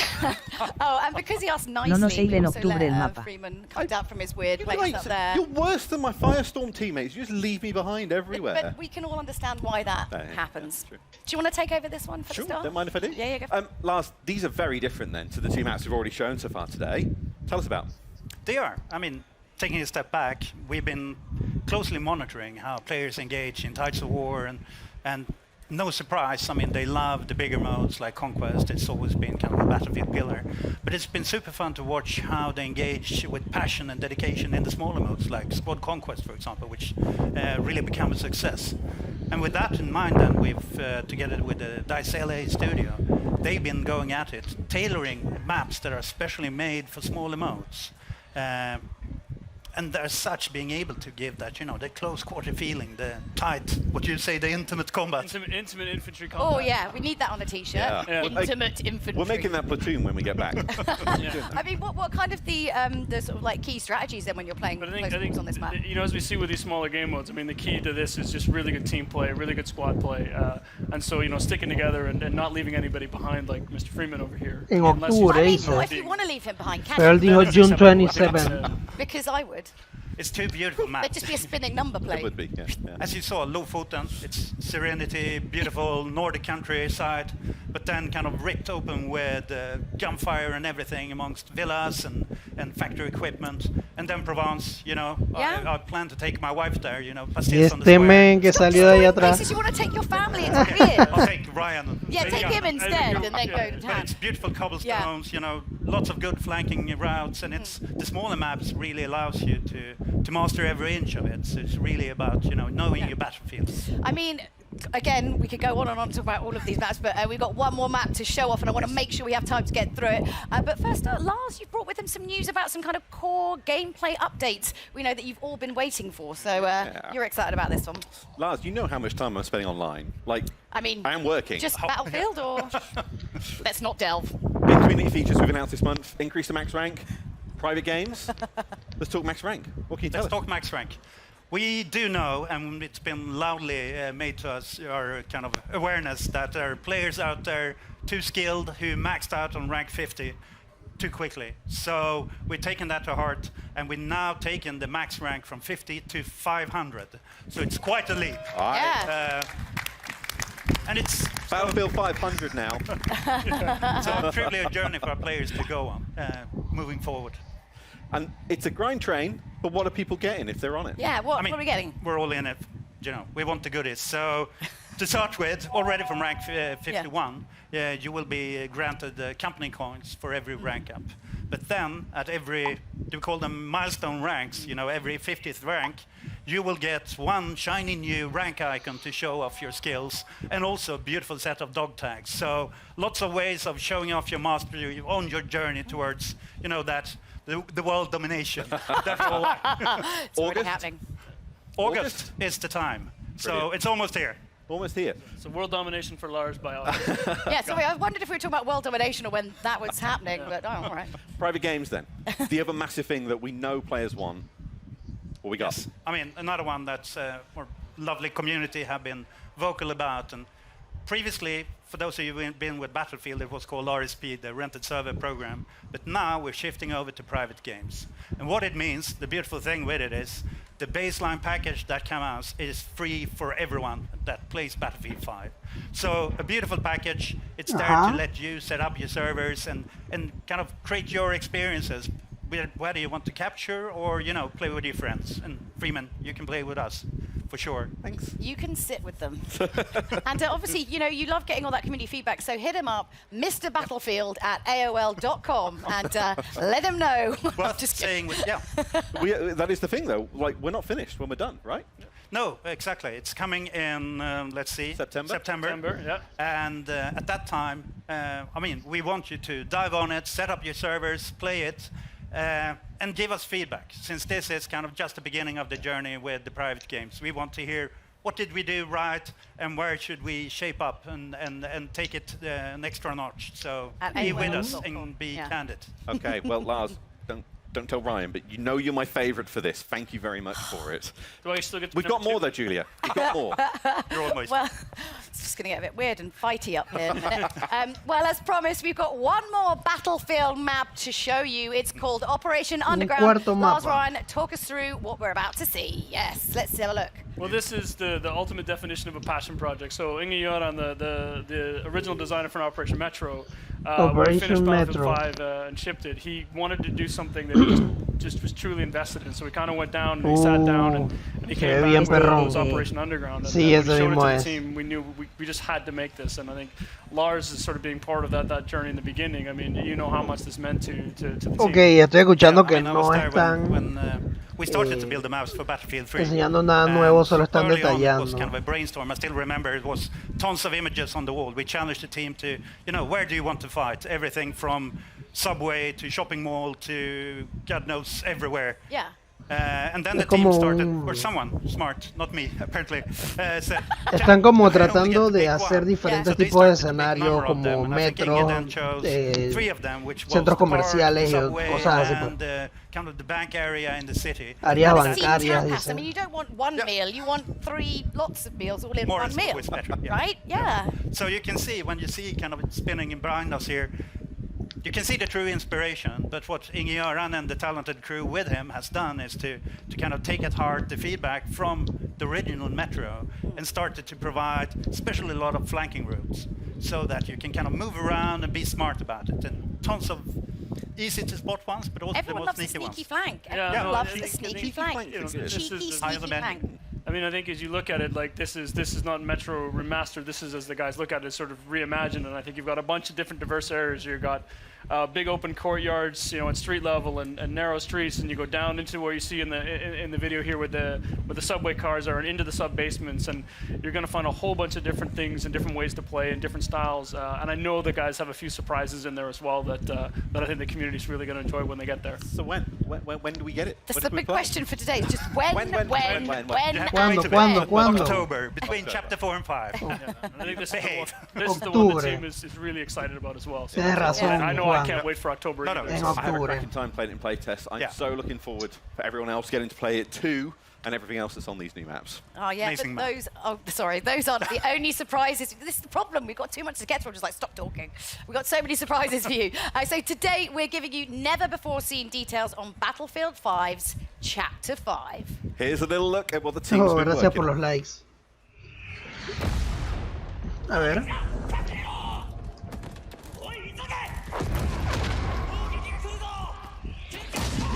Japoneses.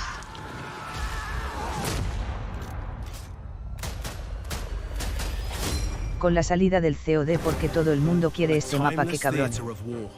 A new vision. Prepare to deploy to the Pacific. The team at DICE are hard at work creating an iconic World War II experience, releasing this fall with Chapter 5 of Battlefield 5. As the US and Japan enter the fight, you'll clash across several battlefields, including a modern take on an absolute classic, Iwo Jima. Since Battlefield began, the Pacific Theater has been part of its DNA. Now, we're crafting the ultimate reimagining of the conflict. By capturing real-life environments and using the power of Frostbite, we're bringing you the Pacific realized with today's capabilities and technology. Take part in the US invasions as their unstoppable forces charge inland towards unwavering Japanese defenses. Use new amphibious units to pummel the war-ridden shores, and an expanded arsenal to bring your squad to victory. We have a lot more to share about the Pacific and how it will evolve Battlefield 5 later in the year. Stay tuned. Van a hacer escenarios como si fueran most importantly, you went on like la a bunch of representación de las costas de Japón cuando trataron de invadir. Yeah, that's right. It's hard work. I know, it's amazing how many people are willing to make that extra effort to go to Hawaii in January and Stockholm. So it's quite impressive. We really appreciate the team putting in that work. Oh yeah, taking one for the team. But obviously, I mean, this is the big new addition to Battlefield 5. So going back, new theater of war in the Pacific. I mean, this is this is a homecoming for Lars. I mean, not Iwo Jima itself, but the development of it. I remember my childhood. Where the beard come from? Yeah, 1,000 yards in the air. No, but jokes aside, it's having been with Battlefield all through the journey, it's really where it all started. Battlefield 1942. The Pacific Theater, and already when we started to talk about this game, the journey through the Second World War, everyone came up and kind of, when do we go to the Pacific? So this is the time. It feels like a homecoming. 1942, Battlefield 1943, we've been there before, but this is in a new way. And I think the great thing, I mean, we hear a lot from the community, and I know, we have these discussions. You've got, where are my U.S. forces? Where's my Japanese army? And getting to sit here in LA today and tell everybody that it's coming, Chapter 5, you're going to get those things. You're going to see some familiar places like Iwo Jima. We've got 2 other maps coming with that, so 3 maps coming with the initial package of the Pacific in Chapter 5. Some ones I think people are going to be really happy with what they're going to see. And I just say, in some that, as you can hear from the ping in the trailer, some iconic weapons and things as well. My Garand, it's coming, right? Yes. We're living for the ping, so I mean, we wouldn't go to Iwo Jima without kind of the weaponry and the hardware. So bringing tons of iconic weapons, gadgets, and also, after all, it's Battlefield. So, of course, there will be a new set of vehicles, and we want to take that extra step and kind of start giving you the boats, fulfilling that sandbox of land, air, and sea. And the team has focused hard on capturing kind of that invasion experience. I mean, it was very much about island hopping during the war, so capturing the invasion experience and the amphibious warfare. So there's tons of new stuff and new gameplay to look forward to. And beautiful locations that you ultimately destroy beyond recognition. Well, Lars and Ryan, thank you both very much for joining us. So if you've lost track of all of these brand new Battlefield announcements, I don't blame you, because honestly there was quite a lot. So do you want to give us a little bit of a recap there, Freeman? I'll leave that on your capable shoulders. Okay, I'm back at the balcony if I... Yeah, go on, get up there. Right, okay. Okay, we've got a load more multiplayer maps then coming in 2019. That starts with Al Sundan on June 27th, followed by Marita in July. We're bringing a brand new Theatre of War to Battlefield 5, the Pacific. That's releasing this fall. We're also bringing features we've heard the community ask for, an increase in max rank from 50 to 500, and private games. Also, one final announcement. Starting today, you can play Battlefield 5 in the EA and Origin Access Vault, and through EA Access on PlayStation 4 when it launches next month. Is that everything? I think that pretty much covers it. I guess you can probably stay down here with on the adults table, or whatever. Cheers, everyone. Thanks. That's the Battlefield Show. Yeah, I'm Julia Hardy. And I'm Freeman. And if you're in the Los Angeles area, be sure to come and visit us in person at EA Play. Goodbye. Bye-bye. Ahora, EA Sports. Vamos con FIFA en 7 minutos. Bien, tan buenos los mapas. La verdad es que no va a incluir armas nuevas por ahora, pero si hacen lo de Pacífico va a estar bien chingón. En un momento voy a buscar agua.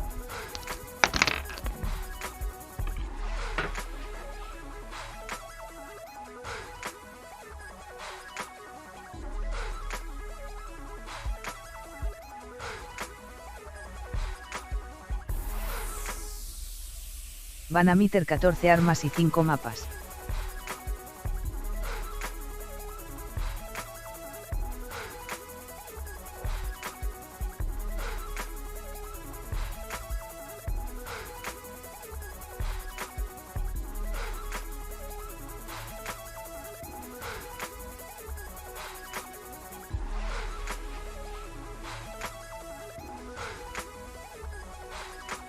Bueno bro, te dejo que voy a viciar. Si te quieres pasar algún día por mi directo reventando, estás invitado.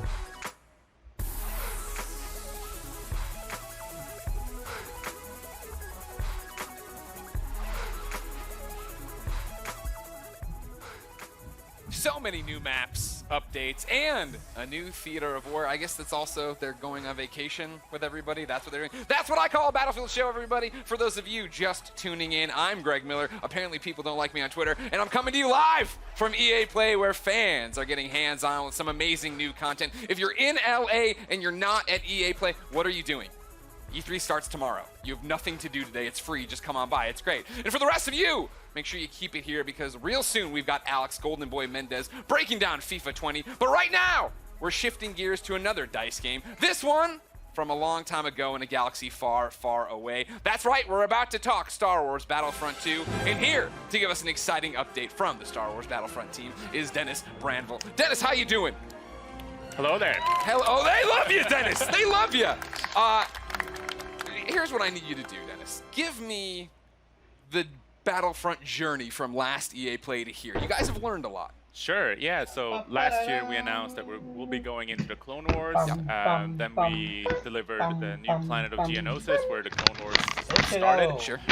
We delivered a bunch of new prequel heroes and villains that our players really enjoyed. And then finally we wrapped it up with delivering a new way to play PvP with capital supremacy. It's a mode where you capture command posts and take out capital ships. And our community is really happy. It's growing every month. Yeah, that's what you were telling me yesterday during rehearsals, right? Is the fact that the community is getting bigger, right? They're responding to the gracias changes Juan and listening to them. X125, dale, por ahí cualquier día esto me paso. It's, you know, like yo creo que yo te tengo agregado, así que igual it's just a joy to be working for them. So, you've already announced some new stuff this week. What is it? Yeah, so yesterday we announced to the core community that we'll be delivering for this month. Capital Supremacy is coming to the planet of Naboo, the city of Theed, so urban combat is finally getting to be experienced in that mode. And we're also introducing 2 new reinforcements, the Separatist Droideka, which we've been teasing for a long while, so happy to finally have that one coming. And to combat that, for the Republic, we're introducing a new vehicle, the TX-130 tank, to finally bring the fight to the Separatist alliance. Bring balance, right? Bring balance, for sure. You also announced some new skins. What are those? Yeah, so new appearances are coming. A couple of new clone battalions headlined by the General Skywalker appearance for Anakin, the famous outfit that he wore during the early days of the Clone Wars in the TV show. And that's my thing, Dennis. You talk about last EA Play starting to bring in more Clone Wars stuff. Right now, a year later, more Clone Wars. Why do you think people have such an attachment to Clone Wars? Part of it is nostalgia, like we all grew up watching it, but I think it's also because how the TV show really just enhanced and continue to explore more lore and let the personalities of the prequel heroes and characters really shine. Okay.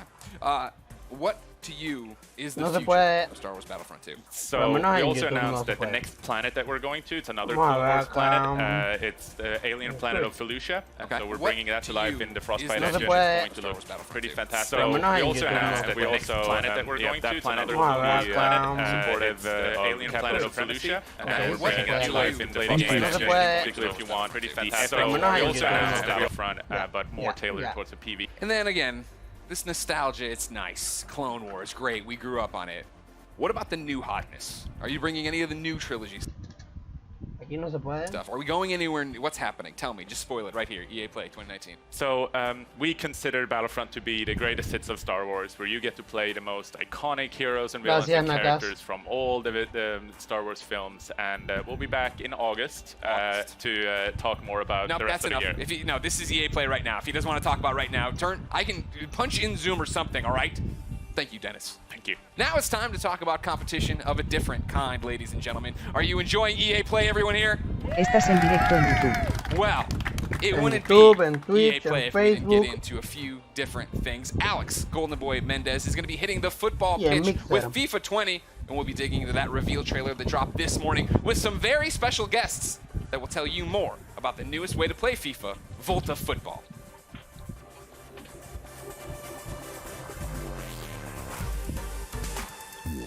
Vamos a ver el de Papi, que seguramente es más de lo mismo. ¿Cómo te llamas? Bueno, mi nombre es Patrick. Pueden llamarme Patrick directamente.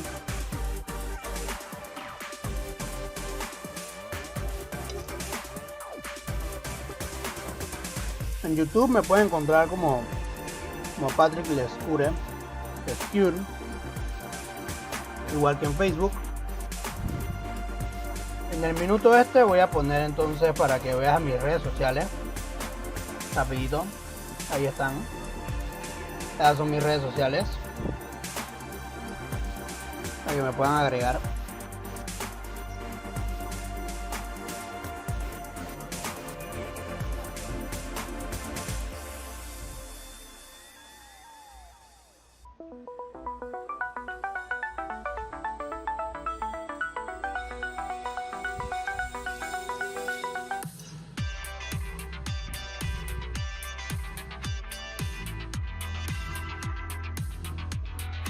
Voy a cambiarlo de nuevo.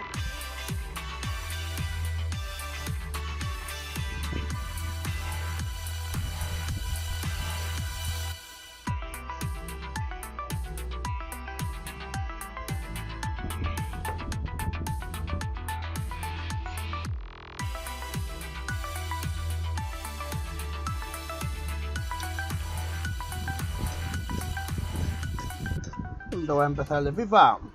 Viene. Warning, contain flashing images. Visit term. FIFA. La misma vaina de todos los años. Hola. Hola, bienvenido.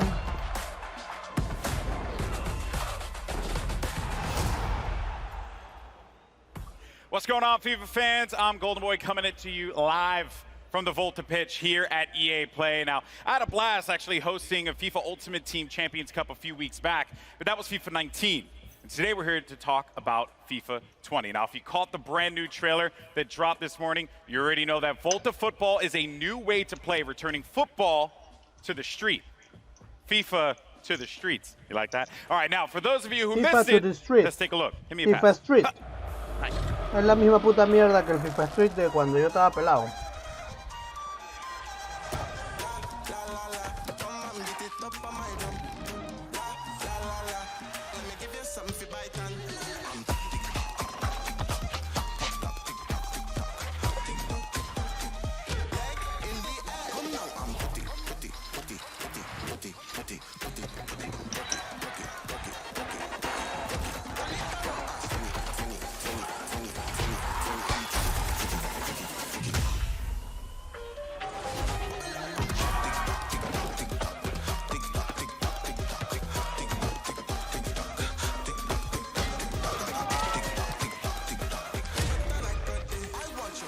Un FIFA con un FIFA Street combinado.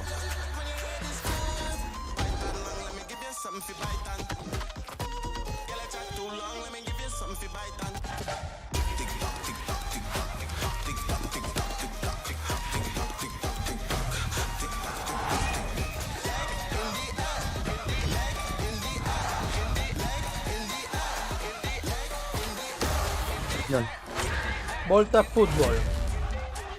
FIFA 2020. Break new ground. Now, in a bit, I'm going to be chatting with Sam Rivera, the lead producer at FIFA 20, about some of the new gameplay features that are going to be coming to FIFA 20. But first, we go across the pond. Last week, singer-songwriter and Fulham footballer Chelsea Grimes caught up with some special guests to give us the details on Volta Football and the culture that inspired it. Check it out.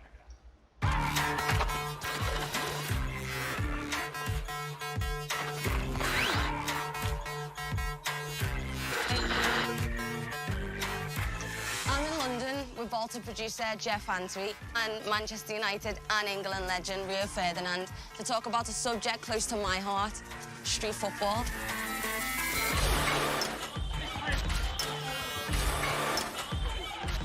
Okay, so Rio, we're here in London, your hometown. Cage football, street football. What was your memories and experiences growing up? Did you play a lot of it? No, this was where I grew up. This is exactly what I've done day in, day out. In there, the ball never goes out of play. Physically, it's demanding. You're forced to almost have a personality and show a personality in there. Do you know what I mean?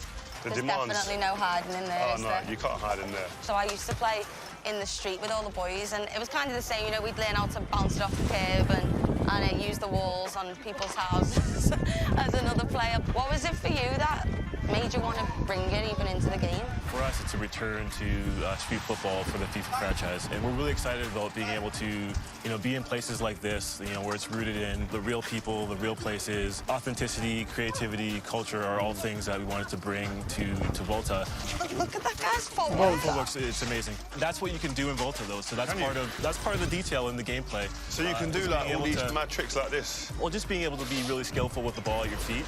Whether it's a classic futsal drag, or being able to play it off the wall to yourself to beat your opponent, or flick it up over your head to create space for on goal. Can you use that with the players from like the professional teams? Absolutely. So obviously with it being FIFA, we want to make sure that authenticity is at the forefront. And so you can play with or against the real players, all the licensed players that we have, all the licensed clubs. You can imagine playing Chelsea versus Spurs in this London cage. Man United versus Liverpool. Man United versus Liverpool.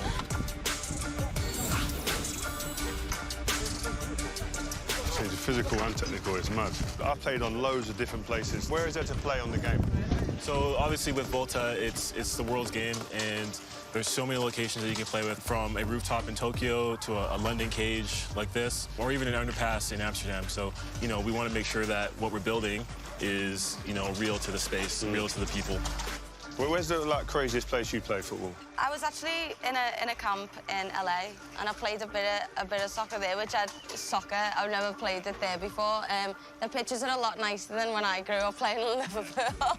What about you, Rio? Maybe in a favela in Brazil.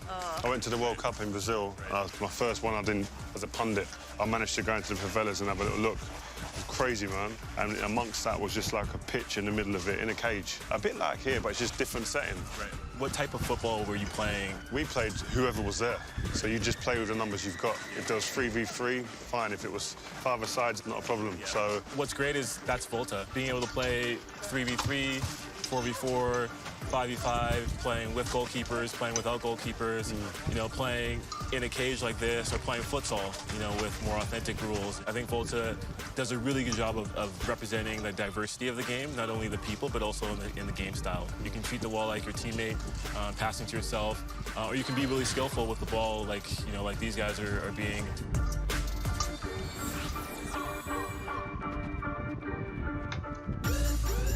Volta football is such a diverse game, and for millions of people around the world, streets is their stadium. So for you guys, like, what are some of the fundamental things that you take away from the streets, and what translates to the stadiums? Se ven como tan falsos los movimientos. 3 versus 3, 5-a-sides. I grew up in this environment. I think it enables you definitely to be able to deal with people 1v1, because in a game in a stadium, in front of thousands and thousands of people, you're going to have to deal with someone 1v1 like this, and with bigger spaces.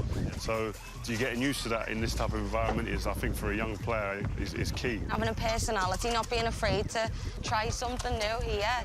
And obviously, you know, eventually you can go and put it onto the big stage. So I think this is like, yeah, you go and express yourself. I think definitely the word, that key word, express. If you can express yourself, you see the best in everyone. I think individually, as a team. You know, street football is, for a lot of people, it's foundational. And it translates to, you know, the stadiums. And for Volta, that's kind of how we built the gameplay experience. And so we're really excited about what we can, you know, represent, and being able to represent the flair and the style that you guys just talked about. I think a lot of people as well used to always associate like skills and flair without the end product. I think that's what's great about this game, is that end product's always king.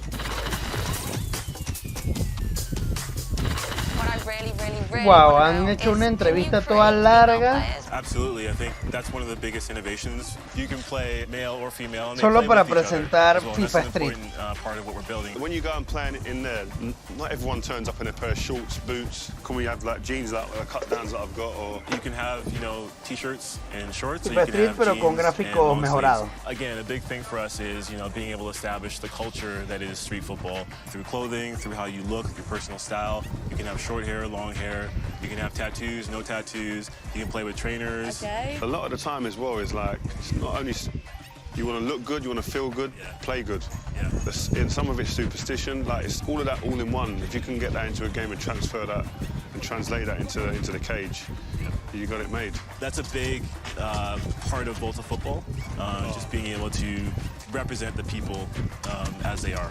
You know, we want it to be authentic, we want it to be diverse, you know, we want it to be cultural and creative, and a lot of that is, you know, how you equip yourself and how you carry yourself and how you represent yourself in the game.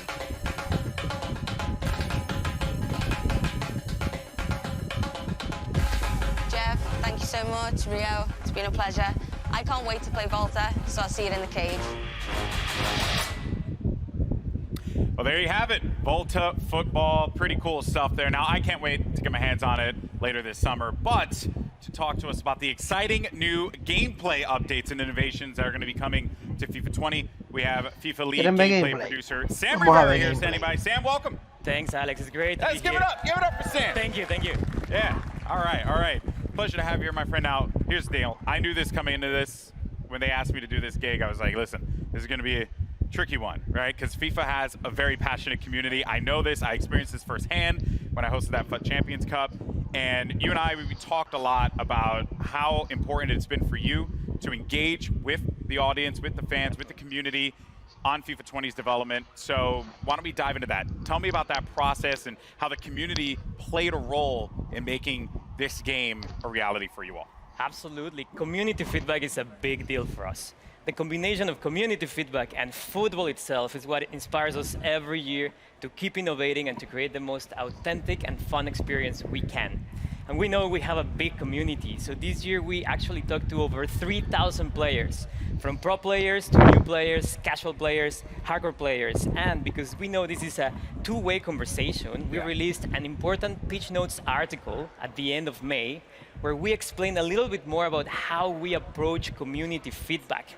So we listen to things like shooting inconsistencies or AI defending, and this feedback, together with our drive to create a more authentic football experience, led us to develop a new feature set that comes together as football intelligence. Okay, all right, so catchphrases are all well and good, right? But let's dive into this, right? Because I want to be able to dive deeper into what all this means for the player. What does football intelligence mean for the folks that are going to be playing in a few months? Sure. Football intelligence is a combination of features that improve the three main components of the match: on the ball, off the ball, and the ball itself. And this year we're innovating in those three areas. On the ball, we're enhancing the one-on-one moments by giving you new attacking and defending tools. Off the ball, with a re-architected game flow, we're giving players more time and space on the ball. And for the ball itself, we have a brand new ball physics system that elevates the authenticity on every touch. Okay, so you mentioned off the ball first. That's something that, you know, I'm assuming you're talking about computer control players there. And this is a big topic within the community. I know. How those players interact with you when you're playing the game. So, yeah, I mean, what is off the ball? What does that mean for us? Yes, so off the ball, if there's something that is really going to change how the game plays, is the re-architected game flow. This new game flow was designed to give more time and space to the dribbler and create more one-on-ones. A one-on-one is one of the most interesting parts of football to watch or to play if you actually play the sport. And in FIFA, it's going to be the time where user skill is going to make a difference. And while we're creating more one-on-ones, we're also encouraging more user control defending, and we are reducing the amount of AI defensive support that you get from your teammates.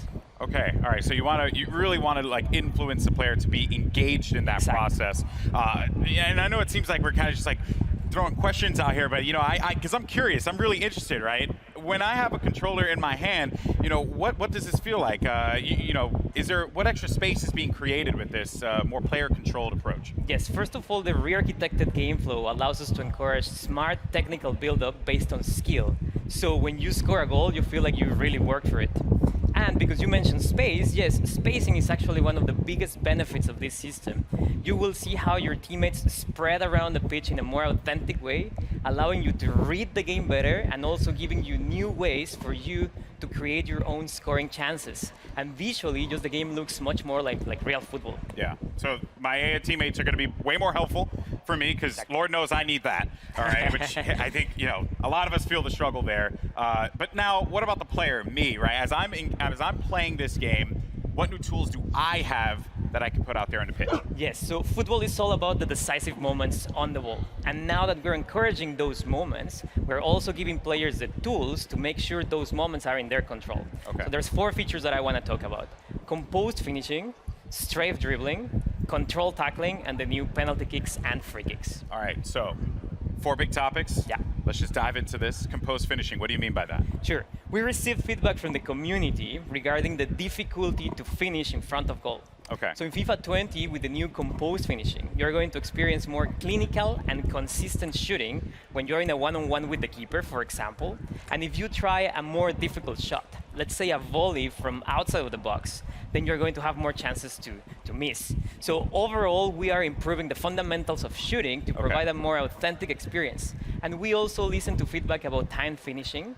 And we are very confident that the changes that I just mentioned to the fundamentals of shooting, in addition to some tweaks that we're doing to the actual time finishing mechanic, are going to give you a more satisfying shooting experience, whether you time your shot or not. We are actually just releasing another Pitch Notes article about this topic. If you want to know more information, you can check it online. Okay, so a whole topic just on this alone, which is very dedicated there. Now, you also mentioned another attacking tool, which was strafe dribbling. Yeah. So how is this now going to play a role in how I play out there? Good question. So we are reinventing the strafe dribbling mechanic. Okay. This tool adds more dimension in attack, giving you more control, more precise and agile control of the ball when dribbling. And I would say this tool is great to lure your opponent in, and then when he's getting closer, use your player's agility, speed, and skill to beat that defender. So if it wasn't any indication, though, you know, I'm going to be on defense quite a bit. So we'll see. Because of that, as a defender now, we're continuing to just run through these tools, these new gameplay additions that are coming to it. What about on the defensive front? Yes, to counter the attacking tools, we also need to bring some innovation into defending. The new control tackling system, which uses the sophistication from the active touch system from last year, is going to improve your player's tackling ability to ensure you win possession back more often than ever when you tackle in the right context. Okay, and then the most intense, nerve-wracking moment in any game of FIFA, me and my boy Rob, we went, this is an everyday thing for us. Penalty kicks. Yes. What changes are you making to penalty kicks? We have brand new penalty kicks and free kick systems. Okay. So first of all, the aiming mechanics are completely different and more accessible. But obviously, we're keeping some elements of skill in there to make sure there's enough depth in the mechanics for those that want to be masters on those systems.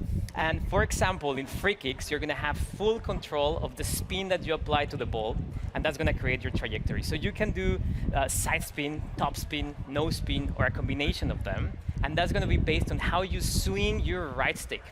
And then you will see the trajectory. So you can go around the wall, you can go over the wall, you can do a knuckle shot, for example. Ultimately, these systems are more they're more fun, but you have more control, so that you feel like it's more rewarding. And you swing your right stick, and then you see the trajectory being created, and that's the cool part. So, you know, for like us FPS gamers out there, maybe that's something that I can actually be good at, you know, like exactly with the right stick. That's awesome. All right, so on the ball, talked off the ball, but the ball. That is the most essential part of the beautiful game. So what's new with the ball? We have a brand new ball physics system, and the ball is at the center of every match. And the innovation that we're bringing to the ball this year just gives you a more authentic experience in general. Yeah. So we rewrote how the ball behaves on every player contact, on every bounce, on every interaction, and how spin affects the trajectory of a shot, pass, or cross. So what you will see is more realistic player deflections, more realistic bounces. And if you do a shot, let's say a finesse shot, you will see maybe more curve. If you do a lace shot, you will see a dipping trajectory, a rising trajectory. There's more variety in general. So the entire FIFA experience feels fresh because of this new ball physics system. Trying to get that ball to bounce in fun ways is going to create some interesting moments, especially for a lot of our top players out there. Now, I know that a lot of fans, I'm sure, are going to be very excited to try out these new features. And since you have the eyes and ears of a ton of FIFA fans right now, floor is yours. Anything else you want to say to this community? Yes, so the features that I just talked about are very important, but there are many other changes that we're doing in FIFA 20, and a lot of them are based on community feedback. One of them is pace. We know that sometimes slower defenders can catch up with faster dribblers, so we're tweaking pace in FIFA 20. It doesn't mean that the entire game is going to be based on player speed, but it just means that player physical attributes are going to be slightly more important. We're doing something very similar for strength. And finally, for those players that have mastered the skill moves, we're obviously tuning some of them. Let's say La Croqueta, we're adding new ones. Or if you like to chain multiple skill moves in a row, then you will get a more realistic outcome. We're working on those. So you're telling me that Tex can't bust out 3 elasticals at the same time? We'll see, but you will see new behaviors there. Text will still find a way. Text will still find a way. Well, thank you so much, man. I really appreciate it. Now, when can players get their hands on FIFA 20? So it's going to be September 27th. Okay. And there's some good news. If you have EA Access, you're subscribed to EA Access, you can get hands-on September 19th. Wow. Okay. And then, of course, EA Access coming to PS4. Exactly. That's good news. So PS4 fans will also be able to play FIFA September 19th. All right. Look at that there. And, of course, all those details can be found online, so don't forget about that. It is a hot day out here. We've been talking FIFA. I've been having a blast. And Sam, thank you so much, man. Guys, give it up for Sam Rivera once again. Thank you. Awesome stuff. Now, don't forget, if you're in LA, come down to EA Play, try FIFA 20 for yourself, or come watch some great street football competition at our custom Volta pitch. Keep an eye out because the FIFA team has a lot more to come between now and September. They'll be posting deep dives on the Pitch Notes platform. You'll get more info on gameplay, career mode, pro clubs, Volta, and because we all know you want to talk about it, FIFA Ultimate Team. So keep an eye out for those. I'm Golden Boy. Thank you so much for watching. See you later.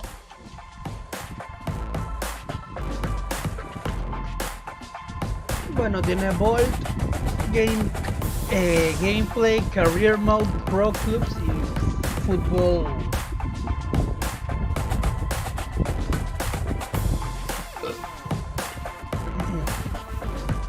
Y Volta Fútbol, que es para jugar en Street. Ok. 10 minutos para Madden. Vamos a buscar un refresco o algo mientras que se hace ese tiempo. Pueden escribir al chat.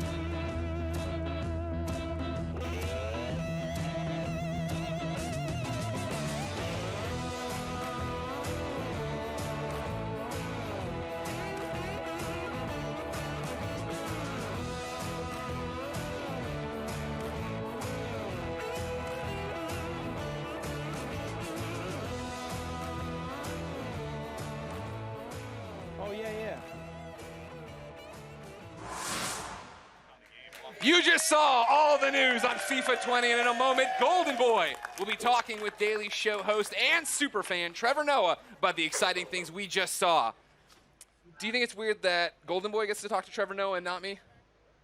How are you? Hey, well, you know what? Get out of here. Go away. Jeez. But first, we've got a very special message about EA's Play to Give campaign, so let's check it out. Hey everyone, if you're watching this video, chances are you've likely seen or even personally experienced harassment when playing online games. In fact, 57% of players say they've been bullied or threatened online. We need to change that. Absolutely. Games are for everyone, and the good news is we can all do something about it. EA is donating $1 million to 3 amazing nonprofits who are all about bullying prevention and inclusion in games. Ditch the Label, Pacer, and the United Nations He for She. You can also help. Go to the link below, ea.com/playtogive to learn more about these charities. On their websites, they have advice on what you can do if you're being bullied or how you can help others who are. You can also donate. Any amount you can contribute really makes a difference to these nonprofits. With the help of Play to Give donations last year, these charities achieved some pretty cool things. He for She was able to expand its message of gender inclusivity in gaming to people around the world.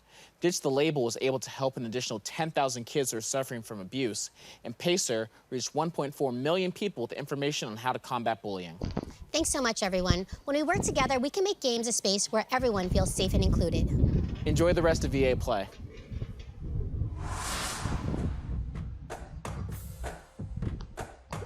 Ustedes dijeron algo en de EA Play y no pude ver. Pero yo tengo la onda en la mano.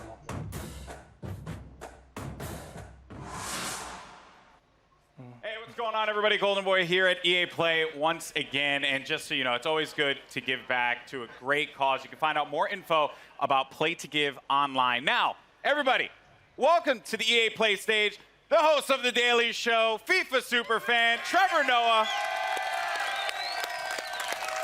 Thank you for having me. Thank you so much for coming out, man. Are you kidding? And, you know, when they told me about this, so Greg, obviously very salty he didn't get to do this interview. Haha. Stuck it, Greg. So I understand you are a massive fan of FIFA. Well, I'm not a FIFA fan. FIFA is my full-time job, and then I do other things to sustain the habits. That's pretty much me. Interesting. Yeah, when you're on you TV already every play day. FIFA, you don't say that you're a fan. That's just what you do. That's fair. Like, Raheem Sterling is not a fan of Manchester City. He plays for the team. I play FIFA professionally. That's what I do. Okay. Yeah, that's my job. Okay, fair enough. Fair enough. It's kind of crazy for a guy who hosts a show called The Daily Show that you play FIFA on the daily, and yet you have to work, and yet that's not your full-time Well, luckily job. there's nights. There's nighttime as well. You gotta allocate your time properly. Okay, that's what interesting. you do. Trevor Noah time doesn't management. sleep. Yeah, that is confirmed. All right, so who's your favorite team again? Who's my favorite team? My team. Who's your That's spot? what Ultimate Team is all about. Oh, really? Yeah. Okay, really? Come on. Really? That's where you're going to go? Why am I going to go and support one team when I can create the best team ever? You know? Okay, I feel like you just don't want to draw any battle lines. Oh, here. no. When it comes to the English Premier League, I'm Liverpool through and through. You know, I'm excited for what they did. Yeah, Pain in Kiev, join now. And then, you know, when it comes to Europe, I switch and I play with different teams, you know, because I get to enjoy just the players. But in the game, my team is the team. Okay, so then who's like your big player on your team, on your ultimate team? It depends. It changes depending on what card comes out. So for me right now, Syria Gomez, small little man, does major things. One of my favorite players in the game. I know this is a weird one. Right back Almeida, one of my favorite players. Just like I like playing with weird characters that no one else is playing with. Because everyone out there is going to be playing with like 92 Vieira. Everyone's going to be trying to play with Gullit in the middle. And it's just like, who can you play with? Alan, Napoli, one of the best players you can play with in FIFA. Mark my words. Go and get him. Go get him. Yeah. Yeah. You just got to get like the weird players that no one else likes. And then like when you meet them with your team, they don't know who the players are. They don't know how they play. And that's what makes FIFA such an amazing game for me, is the customization. Dude, I tell you right now, blown away and very impressed. By the way, Trevor Noah, man, just dropping the knowledge out thank you, man. Thank you. Trevor, I know this was a brief one, but I want to thank you so much for coming out to EA Play, my friend. It's been a blast. I'm excited, man. And, you know, FIFA 20 is playable here, and we have to have a match. I think you and we have to have a match. Well, we won't have a match. I will school you. Okay. There won't be a match. Okay. Yeah. We can play together, and then I will teach you FIFA. I kind of set myself up for that one. All right, well, Greg, back to you, buddy. In a moment, Adam Rank is taking us on a deep dive on all kinds of new features coming to Madden 20. But first, power up your exosuits, freelancers, because we're talking Anthem. And to help me get the 411, I'm joined by Anthem live service lead producer, Ben Irving. Hey, Ben. Hey, man. Thanks for having me. Thank you for coming. I can't believe you're really here. The subreddit flipped out. I flipped out on Kind of Funny Games Daily. No Anthem at EA Play. What's happening? Of course we're going to come to EA Play. We've got a booth out there with lots of fans coming through to play it. But really the big thing for us this year is working with our influencers and game changers. Sure. We have our new update called the Cataclysm on our public test server. Right. And our time here this weekend is really about talking to them, getting feedback from all our players so we can make that a great game update. All right, good. You got the marketing spiel out the way, man. Talk to me. It's been a interesting 4 months for Anthem. It's been an interesting 4 months. What have you guys learned? What are you pivoting? What's happening? Yeah, look, it's been a wild ride. You know, we've learned a lot of lessons over the last 4 months. I think one of the most important ones was just around listening to player feedback better. Sure. And so we spent some time really trying to get this PTS game update out, making sure instead of us saying to players, hey, this is what we think's really exciting, just give them the game update and say, you come and tell us, what are the things that you do like and the things that you don't like? Well, and really trying to pivot more into that so that we can learn more from what the players want. That's what I found so fascinating when we were talking earlier, right? Is the fact that the public test server is there for people to get in, and you guys don't want to be like telling people what's cool. You want to start building this game with them. Yeah, because you know, it doesn't matter what we think, it only matters what the players think. They're the ones playing the game, so if they love it, great. And if they don't, they'll tell us the feedback and we'll do our best to address it. So everybody can get into the public test server right now? Yeah, it's available on PC right now. If you have access to Anthem, you can download the game and play it. If you happen to be somewhere near the venue, feel free to come on in. You can play it with us as well. And we're just, like I said, really looking forward to getting all that feedback and trying to make it a really great game update. So from there, what is the future of Anthem? And Is there a future of Anthem? That's a question I see a lot. Yes, there's a future for Anthem. A very bright future, we hope. Look, it's kind of the same thing. You know, we've learned a lot this last few months. We really want to make the game better. We believe Anthem can be a really amazing game. We know we have some work to do, and we just want to work with the community to build it together and make it the game that everyone wants it to be. All right. Well, thank you, Ben. Get back to work. A hug from Ben. How you doing? Oh, my God. I threatened a hug. You did. Well, you didn't get a good one. Get in here. All right. For those of you here at EA Play and those of you at home, you can get your hands on Cataclysm right now. So join me and get back in the fight, freelancers. Now, everyone get excited because up next we have Adam Rank bringing you an exclusive first look at Madden gameplay with deep dives into the new X Factor abilities, face of the franchise, and more. So keep it here at EA Play.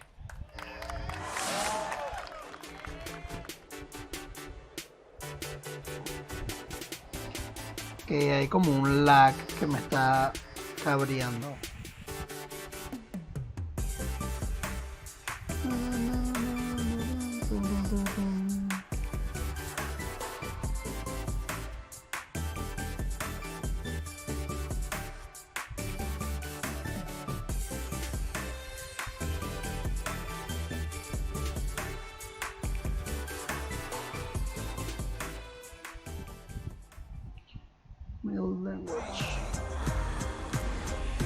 A ver, ¿qué es lo que vienen? Miren.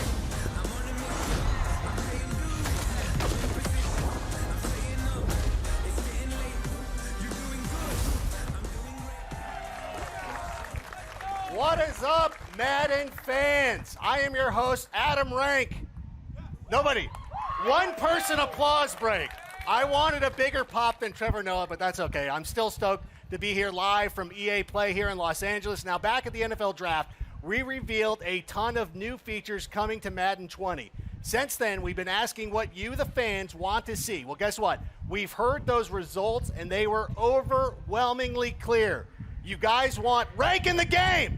I'm in the game. I'm not in the game. I'm sorry. No, we got gameplay. We are going to give you actual gameplay. That's coming up in just a moment. We'll be bringing you your first look in Madden gameplay, the ones that you've been asking for. But right now up front, we're going to do a quick recap of 5 awesome new features coming to Madden 20 and show you even more details. Let's open things up with Face of the Franchise, the brand new career campaign that allows you to create a... You can pop for that. That's cool. It's a cool feature. You will be able to create a superstar quarterback, select one of 10 D1 schools, and compete in the college football playoffs. And speaking of superstar quarterbacks, we sat down with NFL MVP and Madden 20 cover athlete Patrick Mahomes to hear more about his superstar journey. I've always loved competing. And to me, there's no added pressure. There's no added expectations. That's stuff that I've put on myself since I was a little kid. I feel like I'm just that same guy that's been putting in the time and the work my whole entire life. Now it's about pushing myself every single day to get better. It's about passion. I'm going out there having fun.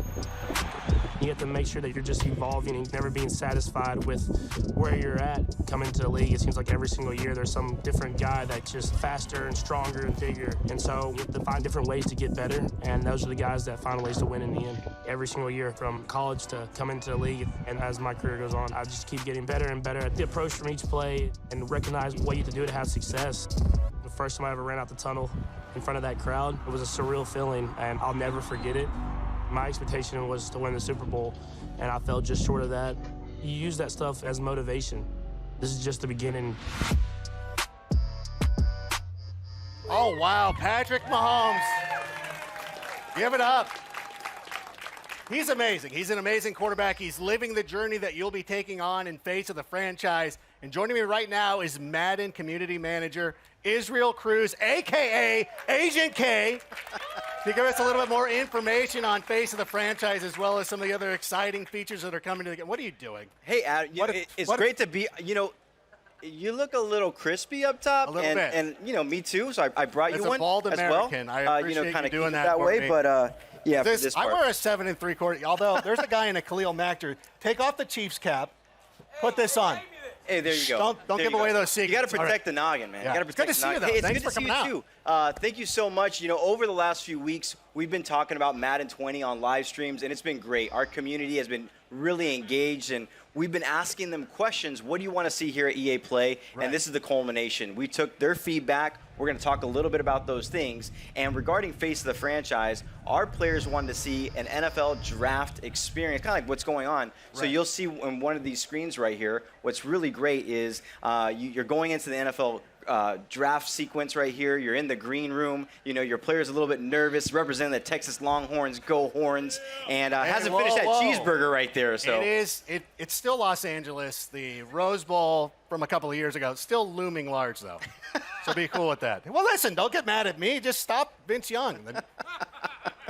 All right, so here's the thing. So this is all awesome. I love the detail there. Once you get drafted, you're now in franchise mode and all that stuff. And I hear the Pro Bowl is coming back too. What else should Madden fans know? Yeah, so it's really cool. The Pro Bowl is back in Madden 20. When you're going to go ahead and install the game, you're going to be able to play the Pro Bowl, get your hands on those Superstar X Factors, play with them a little bit.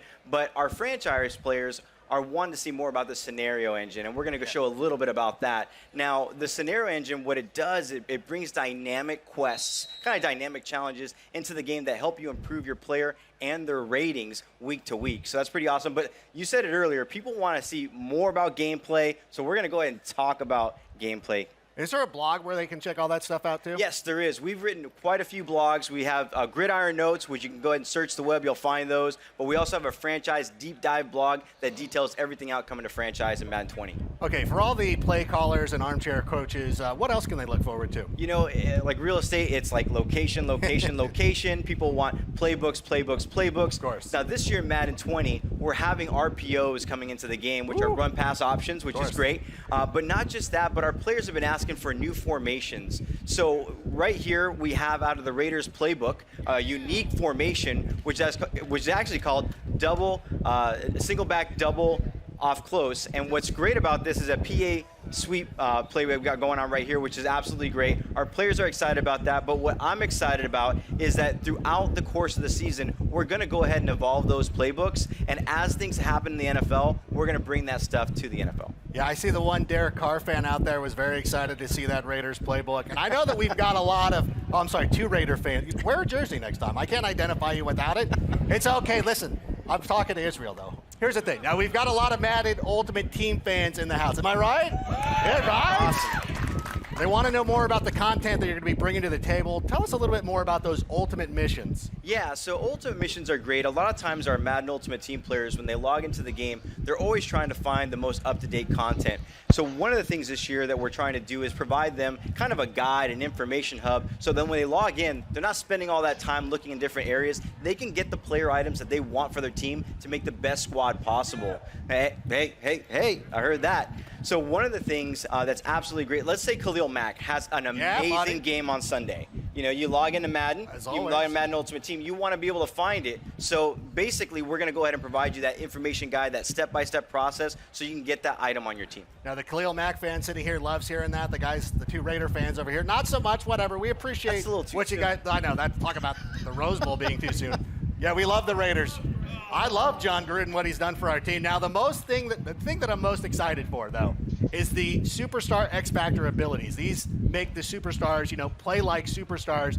And you're going to give us a little bit of a reveal on some of these abilities? Yeah, so our players have been asking us to go ahead and talk about these Superstar X Factors. The first one we're going to reveal is Alvin Kamara, which is great. He has in-zone abilities. He also has superstar abilities, and we're going to go ahead and take a look right here. What's cool about his zone ability is called Satellite. You've heard of Satellite backs, right? I know what it is. Yeah, okay. These guys but are... explain it for everybody else. Yeah, so at the end of the day, you guys have seen the tape. Out of the backfield, Kamara's a deep threat as a wide receiver, as a receiver.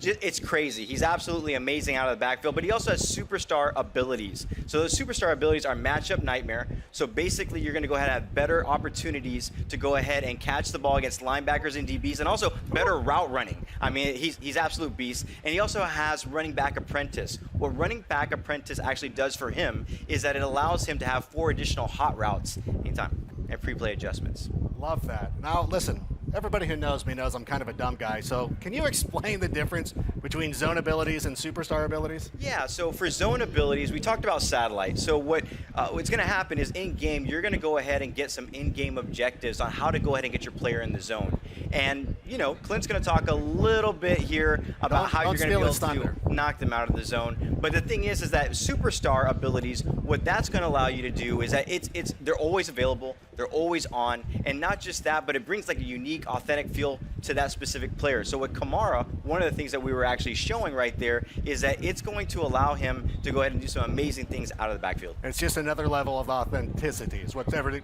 Totally. I mean, our players have been asking this for a long time. They want the players to feel like NFL superstars when they're on the field, and we want to give that to them. Okay, now to help us get even more down and dirty and some of those details on X Factor abilities, I want everybody right now, this is serious, put your hands together, because joining us here on the stage here in just a moment is one of the best wide receivers on the planet, from the Pittsburgh Steelers, from the University of Southern California, a hardcore Madden fan. Ladies and gentlemen, all the way in the back, give it up for Juju Smith-Schuster.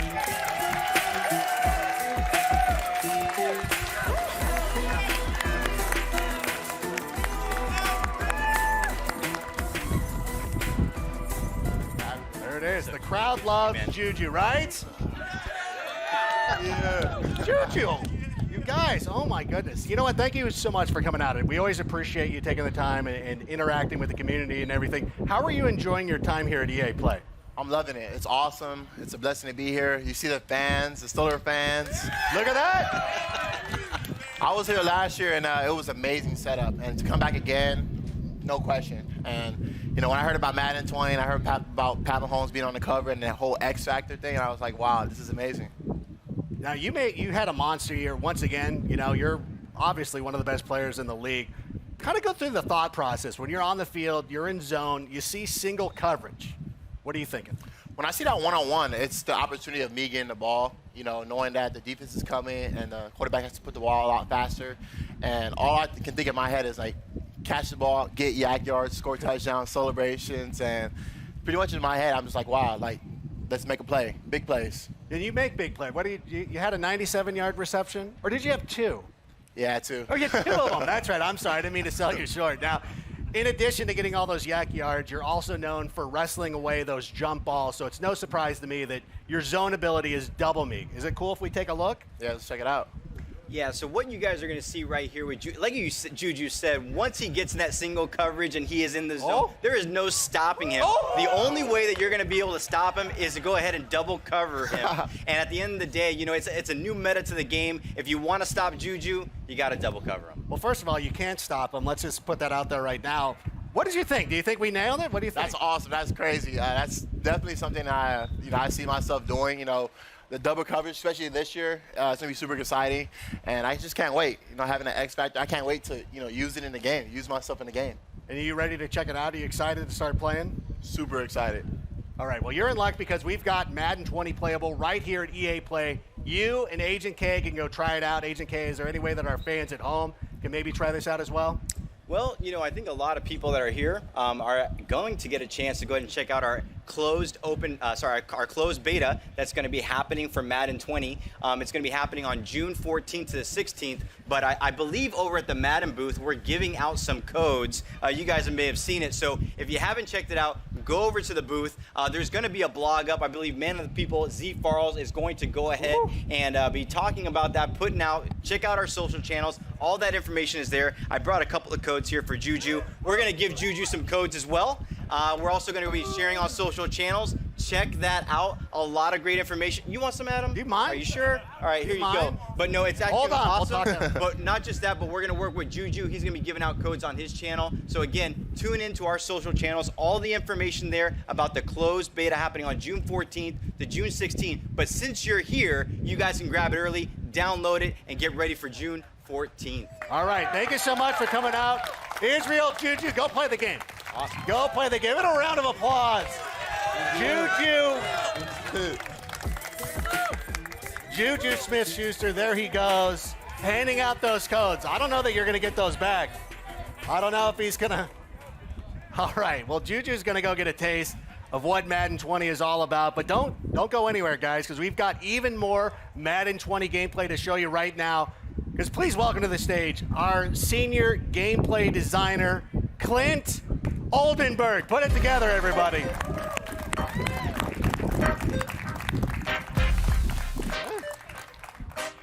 Yeah, man. Keep it going. Good to see you. How you doing? Wonderful. Oh my gosh, thank you so much for being here. Now, we've seen those X Factor abilities, but I want to dig a little bit deeper. Tell me a little bit more about how they impact gameplay. That's a great question. I'm going to follow it with a question for you first. Okay. And I'm trusting you to give me the right answer. You got it. What are some reasons you like to watch football? I like yelling at my fantasy players. That's a good one. Okay, yeah.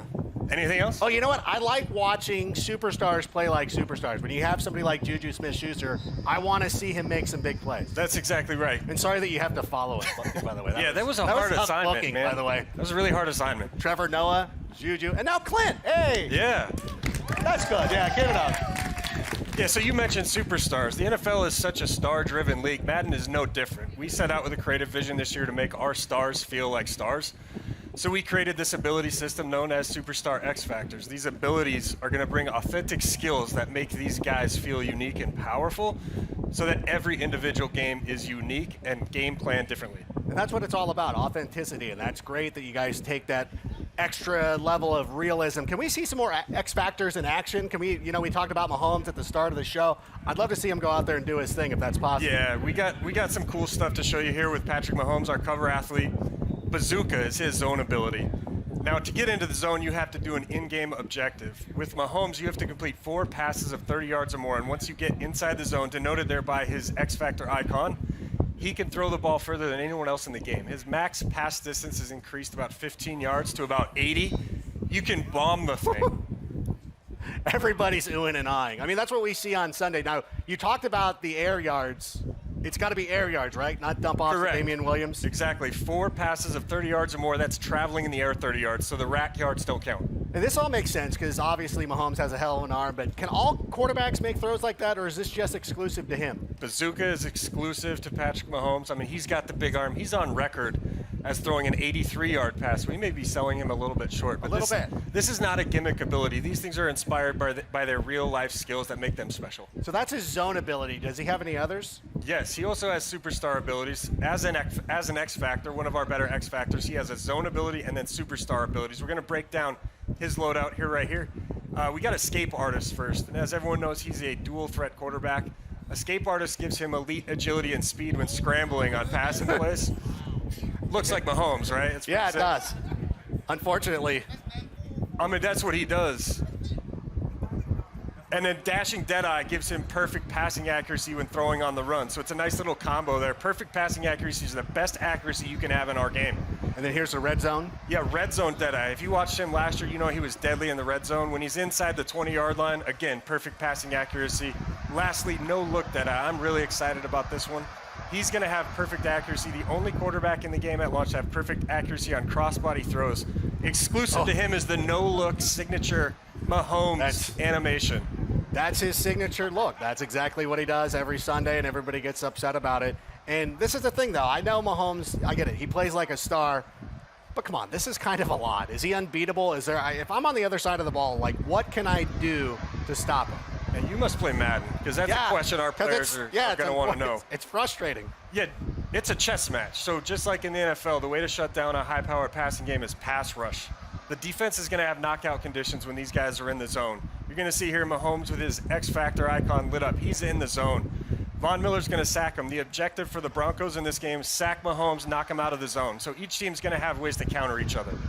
So again, it's authentic football conditions. It's a chess match. It's all that stuff. Exactly. And if you pull that objective off, you knock him out of the zone, then he has to go through his objectives again to get back into the zone. All right, well, that's a little bit reassuring. I'm glad that there's some checks and balances that go along with all that stuff. But we all know, and I know you're an offensive guy, but defense wins championships. We've seen what the offense can do. Let's talk about the defensive side of the ball. Yeah. You know who I want to see? One of the most incredible athletes in the NFL, regardless of position, Aaron Donald. What's he all about? Yeah, man, Aaron you Donald. You can pop Aaron Donald. Scary. Yeah, give it up for Aaron Donald. Aaron Donald is scary. So I played offensive line when I played, and I knew I couldn't block him. That's why I'm sitting in this chair. So he's reflected pretty well. He's got a zone ability called Fearmonger. Okay. What makes him special is when he gets in the zone, he can actually apply pressure penalties to the quarterback even when he's engaged in a block. Typically, those penalties only occur when you're free rush, unblocked to the quarterback. He does it while he's blocked. We're going to take a look at some of these. He also has superstar abilities. You're going to see these in the video. There was the pressure penalty applied to the quarterback. Right. In addition to that, he has pass rush elite. That's a superstar ability that gives him quicker, faster pass rush shed moves as a pass rusher. And then under pressure, makes those penalties he's applying to the throw power and throw accuracy of the quarterback more punitive. So he's quite a disruptive pass rusher. Because that's one of the things, too. It's not necessarily, especially with somebody who's playing defensive tackle, it's not somebody who's always going out there and getting sacks. It's guys who are going out there and also getting pressure up the middle, pushing offensive linemen into the face of the quarterback. Yeah, it lends itself to more strategy in the game. You got to know who you're playing against. You got to know who you're playing with. Like I said, it's a chess match out there. And then one important note here with all the passing abilities, you said Mahomes seemed really powerful. Putting pressure on the quarterback is going to be the direct counter to a lot of those abilities. And that takes them off their game, and that takes them off of X Factor and everything like that. Absolutely. So it's good to have those guys. One of the cool things, too, that I've noticed when you're watching all the play and all that stuff going on is that you've worked really hard to bring these guys' unique abilities to life and put their personalities out there. And that includes some custom animations. So what are some of the examples of these custom animations we're checking out? These are super cool. We didn't want our superstars to just feel great. We want them to look great, too. The first place is quarterback, cover athlete Patrick Mahomes. We went out and captured these guys' signature passing animations. We have coverage for about 6 to 7 of the most popular quarterbacks in the game. We're going to continue to add to these throughout the year. Aaron Rodgers, quick release. Drew Brees, he's always fidgeting if you're a Saints fan. And it extends beyond quarterbacks. Everyone knows Zeke Elliott's feed me, getting the team in the zone. These animations, celebrations, throw styles, it's to connect with your favorite players, connect with your superstars on the field. Well, you saw it. Like, why when we saw the thing with Ezekiel Elliott, somebody who's a Cowboys fan or just likes watching him play, that they can identify with. They start cheering and they like seeing that kind of stuff. I don't like seeing Aaron Rodgers leave his feet and throw the ball 90 yards down the field. But whatever. We don't have to get into that, Khalil Mack. That's all right. But you know what? We've talked a lot about the new features. What about player mechanics? Because as a player, what are like some of the tools in my toolbox, so to speak? Nailed it with the toolbox. Right, it is. It's kind of what it is. Yeah, we're always looking at ways to add new mechanics to the game, give our players more control. There's 2 that we want to go over today, and they're both for the quarterback. The first is the new scramble mechanic or pull down mechanic. What this does is give you the ability on a passing play to pull down the passing icons with a button press, become a ball carrier, full access to all the spin moves, jukes, ball carrier moves, and then you can bring back your icons again with the same button press and throw it at any time. Makes any quarterback a dual threat, brings some skill. Here with Ben Roethlisberger, we're looking at the new pump fake mechanic. You can now pump fake to a specific receiver on the field by double tapping the button. You're going to see the reticle come up to get guys to bite on it. It can dual purpose mechanic. You can also use it to pull down if you feel like you've made a poor decision and you want to cancel the throw. Just quickly double tap it. You'll pull it back down. So you can, kind of pump fake it to an outside guy and then check it down to a tight end or something like that? Absolutely. You can even use it on double moves. If you want Juju to run a slant and go, okay, pump fake it on the slant, take him deep. Oh, that's amazing. And it just keeps getting better. And you know this. You played in the NFL not too long ago, but the game has changed so much in the number of years since you've been gone. We've seen a lot of college coaches come in, and they've brought in their offenses. And most recently, Cliff Kingsbury down there in Arizona, bringing in his high-powered offense. Kyler Murray, not a prototypical quarterback. He's shorter. But they're going to do a lot of that run-pass option. Are you bringing that into the game? Yes. Super excited to announce that we are delivering RPOs, as they're known. I mean, you can't watch an NFL broadcast without hearing that acronym, RPO. All they talk about. 13, 14 times, right? So this is a concept taking the entire football world by storm. We actually have 3 different types of RPOs in our game. We have alerts, peaks, and reads. I'm going to break those down really quick for our players. The first is an alert. That's a very basic pre-snap read. You're calling a running play, and you're going to look at what the defense is aligned in. If you think you can run the play, you just call the play, you hit nothing, you'll hand it off, and away you go. However, what's cool about those plays is you can branch out of that handoff at any time just by hitting the receiver icon and throw it if he's open. So that's a really cool way to be creative on offense. And then there's 2 other types. The peak, more similar to a read option. You're reading a single defender on defense, looking at his behavior after the snap. If he bites on run, you can pull it out, throw to your receiver, and if he sits back on pass, you just hold the button down, hand it off to the running back, gain yards on the ground. Lastly, the read. This is more like the traditional triple option play. You're You're going to read 2 to 3 defenders after the snap, look at their behavior, then decide if you want to hand it off to your running back, keep it with your quarterback, or throw it to the receiver. We actually have over 200 RPO plays in our playbooks this year. 220. That's a lot. That is very impressive. And it sounds like you've built in a lot more flexibility. Are there any other formations or plays coming to the game? Oh, yeah. You're going to see, if there's any Eagles fans in here, you're going to see something cool here in a minute. We got new animation technology as part of our RPO story. So we were able to put in a lot of these cool concepts you're seeing in the NFL right now. Philly Special is in the game. Look away, We're gonna see Patriots that fans. on the gameplay right here. There it is right there. We also have a lot of jet sweep touch pass concepts. You're seeing the Chiefs and the Rams, teams like that using end arounds. You're going to see a lot of fresh, unique content in the playbooks. And the cool thing is, we're going to be updating the playbooks all season long to make sure that we're staying up to date with the NFL. This is all amazing. Thank you so much, Clint. I cannot wait for this game. And we've dropped a lot of awesome info here about Madden 20 here at EA Play. I just want to say once again, I'm Adam Rank. If you want even more Madden 20 news, you can tune in to the Madden channel right after this. But before we finish up, though, I've got one last treat for you. Player ratings. They're one of the trickiest things to get right in Madden. Well, in addition to being a game designer, Clint uses his background as a former NFL player to help make sure that those ratings are accurate. And our friends over at ESPN have helped to put together a little video to get us the scoop on the best job in the world, the Madden Ratings Adjuster. Let's roll it. This is good.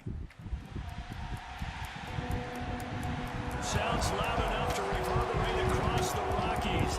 They're ready for football in Denver.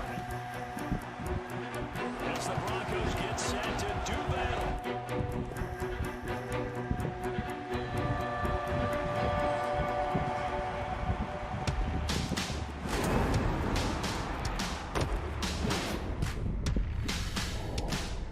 A 90 overall? Yeah, y'all got my jumping weak, bro. I seen that. My Madden rating is horrible. It is trash. We're trying to make our game match what these players are doing in real life. I would like Saquon Barkley's jump to be accurately rated. It should be like 93, 94. And if they think that we have it wrong, they're gonna let us know about it. I hope I can get to the 90s range next year. My catch rating got to go up a little bit. I can't be dropping picks on Madden. I need my speed up. Just turn the notch up a little bit for you, boy. Mine sucks. Who does my Madden ratings? Hey, Clint, raise your hand, Clint. Yeah, I'm coming to you. I'm Clint Oldenburg, and I'm a Madden Ratings Performance Adjuster.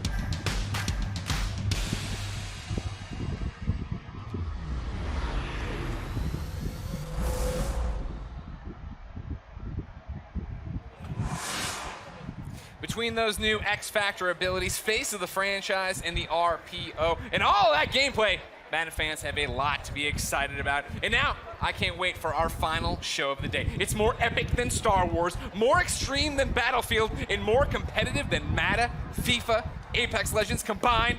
That's right, I'm talking about The Sims. But before we talk Simlish, the Apex Legends Watson reveal earlier has inspired me to come up with some legend ideas of my own. So I'm now joined by Apex Legend game designer Griffin Dean has agreed to hear my feedback. Griffin, to you, what makes a great legend? So in a lot of ways, it has to do with the way that they interact in the ecosystem of characters and a lot of sort of creating interesting interactions and choices for players. So a lot of it has to do with sort of the way that the legends work together as a unit rather than them individually. All right. Yeah. Well, I didn't really base my picks or my descriptions on that, but I can work on the fly. All right. Let me first off tell you about the Grabbler. The Grabbler? Like the Grabbler. He likes to take things. He takes things. Okay. So he could be taking people's ammunition. Okay. He could take that. You put your pings up. He could take away pings. Okay. Is he a kidnapper? You might ask. He's not above it. He doesn't define himself as a kidnapper, but he's not above it. So I like the name. It seems like you could do a thing where like teammates' items just appear in his inventory as his passive, and he's like, I don't know where these came from. It just it writes itself. It does right there, right? I was thinking about with this, taller Gibraltar. Taller Gibraltar. Okay. Gibraltar, but 2 inches tall. 2 inches. It's enough that you notice, but not enough where you're like freaked out. I don't know if the level can support that hitbox. I thought you called yourself a video game developer. All right. You're Respawn. This is. What about Portillo? Portillo, what is? He's my wiener dog. A lot of people have a problem with me on the internet. No one ever has a problem with Portillo. Okay, thematically, I could see that working. And then What about Dwayne The Rock Johnson, huh? I mean, we don't, no explanation needed. Yeah, no, you just, I feel like there'd be a lot of wrestling involved. Well, I mean, he's very versatile. That's true. Now. That's true. I don't think you understand The Rock anymore. Go over there. Okay. Get to work on these ideas. All right. Vince said I had just a blank check. All right. All right. Go do your thing. I'll Will tell do. you what. Hey, if it isn't Golden Boy himself, how you doing? You killing it? I haven't gotten to see you today. I know a little bit about Dwayne The Rock Johnson. Yeah, I know. Titan Games, NBC, whatever. Just You're saying. Big time now. You're a big deal. Just throwing it out there. All those ideas, by the way, were freaking awful. Just want to throw it out there. I thought it was Except for Portillo. Portillo's a winner. Portillo's the only thing that gets me over. Yeah. No, everything else is you're getting buried, but Portillo always over. Alex, what was it like talking to Trevor Noah? Hey, Trevor Noah is awesome. Did not expect him to be as hardcore of a FIFA fan as he was. I said on awesome. Twitter, he schooled me like straight up. I respect that. You know. Yeah. I like going toe to toe with a fellow wordsmith on the stage. You know. All right, fine. Ladies and gentlemen, what did you think of Trevor Noah? Let us know in the chat. I'm sure someone's looking at it. But right now, we are not done yet. Everybody get excited because we're finishing EA Play Strong with an in-depth look at what's new for The Sims 4, including the world-exclusive reveal of a brand new pack. Yeah. Stay tuned.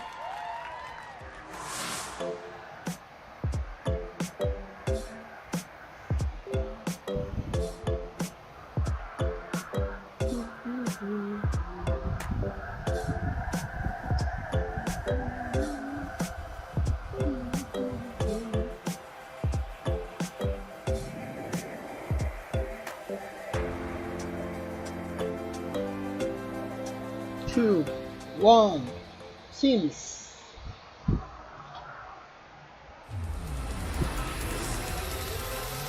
Sims 4.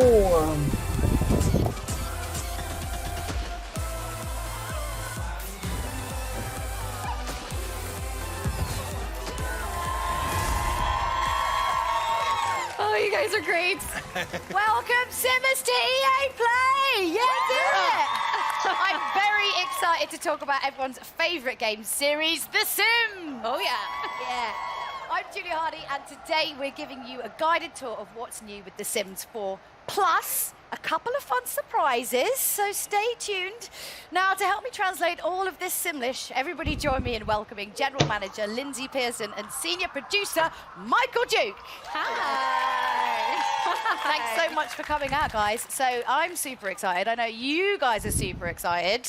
Yeah, absolutely. I've been with The Sims a long time, and this is one of my favorite things to do, is come out and see all of you and tell you exciting things. Absolutely. And I mean, it's going to be a big year for us. It's actually, we're celebrating 20 years of making The Sims this year. Yeah. And Lindsay and I keep debating it, but I think this is going to be the best year yet. I think it might be. Well, I mean, really what we want to know is, what have you got for us? Come on, tell us everything. Of course. Well, it is EA Play. We couldn't come empty-handed, so we'll start with our big one first. I'll let you take that. Absolutely. So we have the next expansion pack for The Sims 4, Sims 4 Island Living. Let's check out that trailer. Yeah.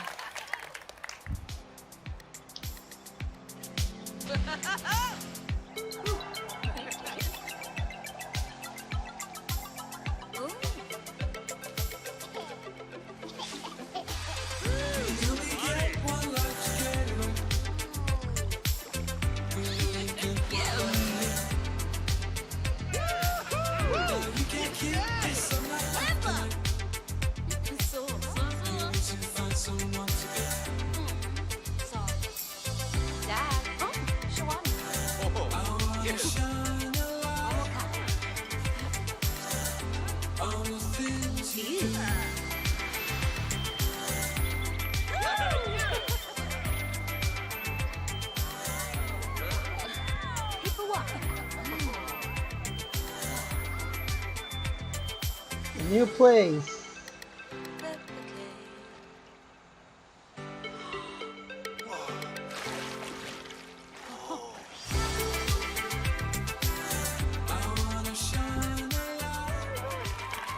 I was just waiting for that one.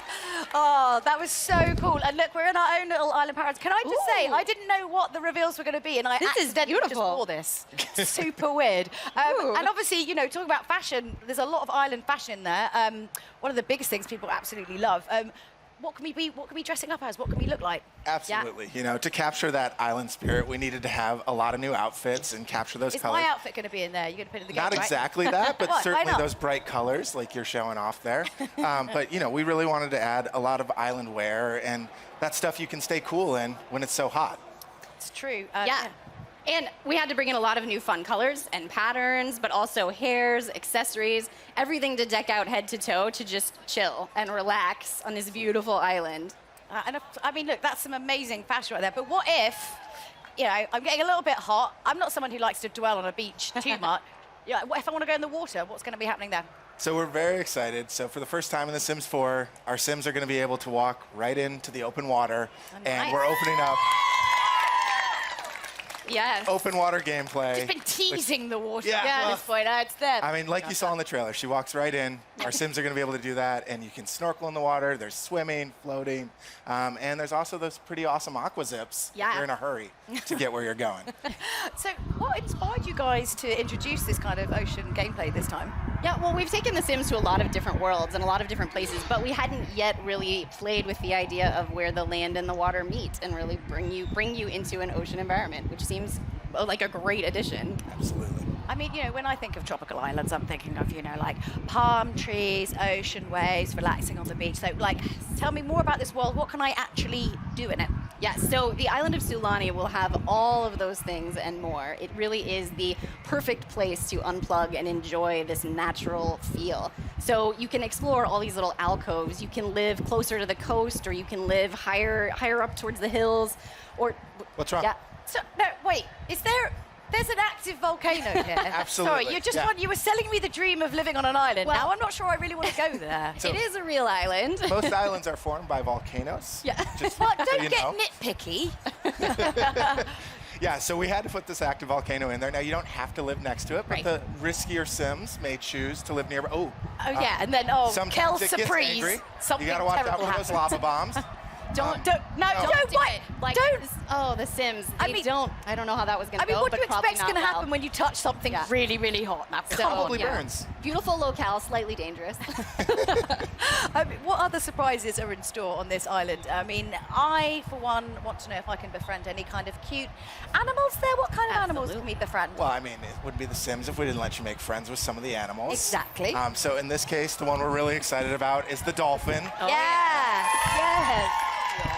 So our art team and animators just blew away the expectation on this. Any The dolphin's research so much trips fun. like the Battlefield team, just going off to somewhere hot? Like, No, oh, we're going to just need talk go to an them island. about how they got to do that. Yeah, clearly we missed the angle on that one. But they're so cute, and you get to make like a really nice friend with them, and maybe they'll do tricks for you or squirt water in your face. You know? Absolutely. Well, and then we added a bunch of tropical fish to the water too. Yes. So we really wanted to get those coral reefs around the island to feel lush and full, and so that meant more fish. I mean, I don't know. We don't have fish like that in the UK. I mean, we might do, but the water's so murky, I've never seen them. So I'm sure they're down there. I mean, they They're must probably be. What do you put with the chips? Right. I'm sure they're beautiful. So at least rainbow they fish. taste delicious. You have that going for it. I mean, I think the island looks so relaxing. Obviously, it's not really about vacation. It's also, you know, it's about kind of working there as well. But like, what's kind of like the feel and the vibe of the island going to be like? You know, I think it's one of those things we talk a lot about in the team is capturing what it would be like to really live on that island. It's not just a place you vacation, but we wanted this to be a place that's home for your Sims. Or, tricks to be played on you. Well, that happens too. Well, and so there's lots to do on the beach. You saw sun tanning, sun burning, building castles. The whole family can go out and play together, find seashells, or the mischievous Sims, knock things down. Well, and aqua zips. I want to say it again. But they're so good. What are they called again? Aqua zips. Okay. Yeah. Okay. Yeah, there's a lot to look at, so you've got to take time to really explore it all. Okay, so obviously we've established that Sulani is like a great place for Sims to kind of kick back and, what if my Sims, they don't want to I can't personally lie on a beach for longer than about 30 minutes, get really bored. What if they want to get their hands dirty? Well, I'm very excited about a new thing that we're introducing. If your Sims want a new career to take care of this island, you can actually become a conservationist, and your job is going to be to keep this ecosystem looking beautiful. Yep. Yeah, I mean, it was certainly one of the big goals was a way for your Sims to kind of care for their world and make it a better place. Yeah, and obviously, very relevant with everything that's going on today in the world and how everyone's kind of a lot more kind of aware. So was that kind of what inspired you guys to bring that in? You know, I think there's a few things that really hit us. I mean, the first was just, it's something we all care about. A lot of us on the dev team worry about the environment and what's going on, but we talked about the idea that this island's this closed ecosystem, and so your actions and choices are going to have a lot more impact. And so something new we've added here and we're really excited about is the island actually changes over time. So if you're taking care of it, oh, right, okay. It'll actually become more lush. You'll see more greenery, brighter, beautiful flowers, and there's Lindsay's favorite part. More butterflies. That's all she really cares about. But it also, today happens to be World Oceans Day, which is amazing. That's exactly right. what we were talking about. We totally how do we planned take for that. care of these ecosystems? So obviously, Solani's really, really beautiful. You know, you can kind of go out there, but like, sometimes you want to make a little bit of cash. I mean, you know, like barbecue meat, I presume, is expensive. I don't know, but so how can we make some extra simoleons while we're there? Like we said, we wanted to make this a place you live, which means you've got to have a way to earn some simoleons. Yeah, and so the gap year has to end sometime. Yeah. You have to go home and earn some money as much as we So we added a couple like odd jobs and things that you could kind of work on the hours you wanted to, right? And so we've added the ability to make fishing more of a career, and then also the lifeguard, so you can get your tan while you're working. If you want to spend more time in the water, you can be a dive instructor.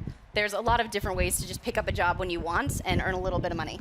Yeah. So I suppose one of the important things as well is, as it's not a vacation, as you are actually kind of living on this island, obviously, you know, you have to kind of be aware and know what's kind of part of local culture, because you're not just there on holiday and you go in and go out, you're living there. So what kind of, you know, the side of the culture of the island can we actually see within? Right, yeah, this is a place that you live, and the locals are super friendly, actually, and are going to come and help you out with all sorts of different things as you explore the island. Oh, yeah, you were talking about this the other day, like, actually, like, all the neighbors are really, really helpful and help you. You know, like if a fire happens to break out, your neighbor might bust in and help you put out that fire. That's lovely. That's what they're so neighbors nice. should do. So, but they also have their own traditions, their own sort of activities that you might be able to join in. So you might stumble across a barbecue that they've started in town, or a little festival to sort of celebrate things going on. And you might even stumble into a kava party. Sorry, what, a kava party? What's a kava party? So a kava is a special island drink that your sim can learn how to make and share with their friends on the island. It's one of the many delicacies you'll learn kind of exploring life in Sulani. Yeah, I think it's one of those things we talked about was we wanted to have this island have a little history to it, just some sense of feeling of some people have lived here a long time, and there are traditions that are unique to this place, the world of Sulani. So how can we kind of learn more about the island's history, like when we're there? How do we do that? Aside from, you know, drinking kava. Well, I mean, that might be one experience you should try. But on top of that, something else the team was really excited about adding is there are these elementals around the island that are kind of these spirits, these ancients who care a lot about Sulani, and, you know, they want to see their world taken care of. And when you do good things, they might be really happy and pleased. And if you're bad for the island, I don't think they may not will approve. appreciate it. Yeah. You know, it's so like just stinging the tail. Yeah, well, and we added some new traits with this pack that we wanted to really let, if your Sims are super in touch with the land or that's important to you, you know, they can really get in touch with the water or the land and unlock some new behaviors. Yeah. Okay. So from like what we've kind of seen in all the videos, it feels really inspired by like Polynesian culture. So how did you kind of go about kind of educating yourself to like bring that into the game? Well, every time we make a world, we want to learn a lot about the influences that could go into that place, because it's not a particular real place, but it's inspired by real places. So short of flying there and researching it ourselves, we reached out. Work that into it. I'm sorry. Yeah. Well, EA is a big global company, so we were able to reach out to a lot of our friends and coworkers across the company and say, hey, we're looking at exploring a place inspired by this culture. Yeah. And could you share with us some patterns or iconography or symbols or even items that mean something to this culture, so we can try and create them in a way that feels rich and feels authentic? Well, questions just like, what was iconic to you? Or what do you remember when you think back to living in that place? Right, and some of our specific like decor items came exactly from those recommendations, which is really cool. It's these nice touches that I hope make it feel familiar while still feeling like a new Sims world. Yeah. So not to make light of all that, because I think that's fantastic, but I really feel like I've been quite patient up until this point, and you haven't really mentioned it yet. Mermaids! What on earth's going on? Come on, let's cut to the chase. Mermaids! Mermaids, tell us everything. There are mermaids. Yes, so mermaids are in the pack. And I know lots of players are going to be wondering, it is a very fully featured call. You can take them into cast, you can create and style your mermaid, lots of different tails. It's a lot of fun. But also, you know, the mermaids, they can do a little bit more. Obviously, they're very in touch with the ocean life. So, I'd recommend your mermaid meet a dolphin. That might work out for you. But lastly, the mermaids have some pretty cool powers that you might want to discover. Powers? Can we call them that? Yeah, we could say mer powers. Sounds good. Yeah. Can you tell us what they are? There's still a bit of mystery to the mermaids. Like, don't ask me that. They are definitely worth exploring. So I can't wait for you guys to get your hands on them. So, of course, I would just love to keep talking about mermaids, but no conversation about The Sims would be complete without a chat about, obviously, interior design. So kind of what's new for the architects out there. New homes, new furniture. We saw some, I'm pretty sure we saw some houses on stilts as well over the water, right? Yeah, so I think, first and foremost, lounge chairs. We're going to go to island. We're going to live the beach life. I don't want to sit upright if I'm relaxing. I'm sorry. No awkward sitting on the snake. We had to bring the lounge chairs in, but then also a lot of that decor to really capture that Polynesian feel, right? And so we wanted to make sure there was that clutter that felt authentic and let it feel like this was home. Yeah, and you can go for this more sort of local style cabana on the beach, or you can go for something a little more high end and modern. We really wanted you to feel like you could create the getaway of your dreams. Yeah, for sure. And I'm so 100% sold on the houses over the water. I'm much more of a kind of modern sort of house. Yeah, for sure. And you might have noticed too, she was able to jump right off of that deck out into the water, which is the great. Best. Like your perfect little escape. Oh, yes. It's all good. I'm feeling the diving into the water vibe. I know. Right now, let me tell you. It's toasty. I can't wait to check out, obviously, the new Island Living expansion pack. And now that I've got a feeling out that some of you, that you've got some more exciting additional information as well for us. So it's not just that. Have you got a bit more news to share? We do have some more news. In fact, we're going to kick to somebody else for this announcement. Okay. So here's Joey Graceffa. Hello there, everyone. I'm Joey Graceffa, and if you didn't know, I absolutely love The Sims, and I'm so excited to announce this upcoming partnership with one of my favorite games. So this summer, The Sims is actually partnering with the amazing It Gets Better project. As part of this partnership with It Gets Better, Sims is going to be releasing Pride items in all The Sims products in the next few months. There's going to be a variety of It Gets Better and Pride clothing in Sims Free Play, the Sims mobile app, and Sims 4. There's even a gender-neutral bathroom in Sims 4, along with a bunch of other items to show off your pride. Thanks so much for letting me share this news with everyone. Now go out and enjoy your EA Play. That's so cool to see. That's really, really cool to see. And thanks so much to Joey for showing for that. I mean, what a great partnership as well to be announcing, of course, because it's Pride Month, it's Pride Week here in Los Angeles. How are you guys going about kind of supporting that great cause? Well, The Sims has always been a game about being inclusive and the self-expression of creating yourself and people you know and telling your own story. So this is a wonderful opportunity to bring new content in the game to celebrate that. Definitely. And I think also people don't realize how important it is sometimes, when you're kind of growing up and you're figuring out who you are, you're discovering what kind of person you are and discovering, about your sexuality, and being able to kind of sort of role play within games is a really, really safe place to do that. So, you guys have been doing it pretty much from the start, way before everyone else. So it's really great. I mean, isn't that great to see? So, so great. Yeah. Well, it's something we're very proud of, and having been with the game a long time, it's something that keeps making me excited about being able to do more. Yeah, I love when we get to do stuff like that. It makes what we do feel so much more powerful and meaningful. And I always beam getting to tell people that I work on this game and that we do such amazing stuff. And also when we get to hear from our community about the experiences they've had or how the game helped them get through a tough time in their life or realize something about themselves. It's just that stuff really keeps us going as developers. Look at how powerful gaming is and how much it can really kind of affect and change you as a person and show you stuff. It's amazing. So when can we get our hands on it? So Joey mentioned briefly, but starting June 18th, the Pride content will come to The Sims 4, and then it will start rolling out over The Sims Mobile and The Sims Free Play a little bit later. That's right. So keep an eye out for that. Absolutely. I mean, that's great, but I mean, I think you've actually got, this is such a ridiculous, and it lays back to back, right? What else? You've got something else that you want to announce in the summer. What's going on? We actually had, I think, 2 more things we wanted to talk about. 2 more things. 2 more things. I'm gonna let Lindsay talk about this. All right, so first of all, earlier this year, we announced our partnership with Moschino by releasing a real-world capsule collection of looks inspired by The Sims. I see some of them, and I'm very excited. And we had a hoodie that was actually put into all of our Sims games. So later this summer, we're going to be bringing that fashion and more to The Sims 4 Moschino Stuff Pack. Absolutely. Amazing. Yes. So not only are we going to be looking pretty special, but what if we want to kind of go and strut our stuff somewhere else and like really show off the outfits that we've got? Well, so I think one of the things that I'm most excited about in this stuff pack is for the first time, we're actually going to add a career as part of a stuff pack. Okay. And so we've decided the perfect career for this pack is a part-time job as a freelance fashion photographer, so you can capture all those amazing looks your Sims can now rock. That's so me. Yes. Yes. It's going to be fun. That's really be good. I'm excited.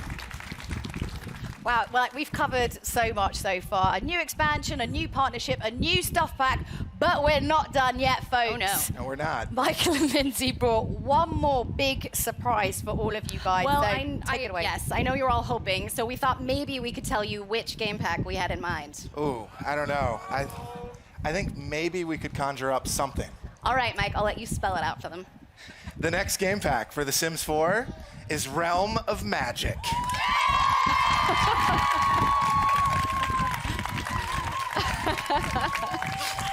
That's amazing. I mean, when are we going to be getting more info on this? I mean, aside from the fact that you just told us just now, and like you only just told us, when are we getting more info on this? Yes, so we will tell you more about the game pack later this year, so you'll have to wait a little more. But it is coming this fall. It is coming this fall. Yes. Wow. I can't wait. These guys clearly can't wait. So, We've Lindsay had and a Mike. couple community members asking. Yeah. Yeah? It's We're a very popular excited. Who request. doesn't love a little bit of magic? Yes, it's true. So big thank you to Lindsay and Michael, and thank you so much for showing us what's next in The Sims 4. So let's just quickly recap this, because there's a few things to get through and it's hot and you might have forgotten. So the Island Living reveal trailer is live now. The expansion is playable here at EA Play, and you can play it at home soon.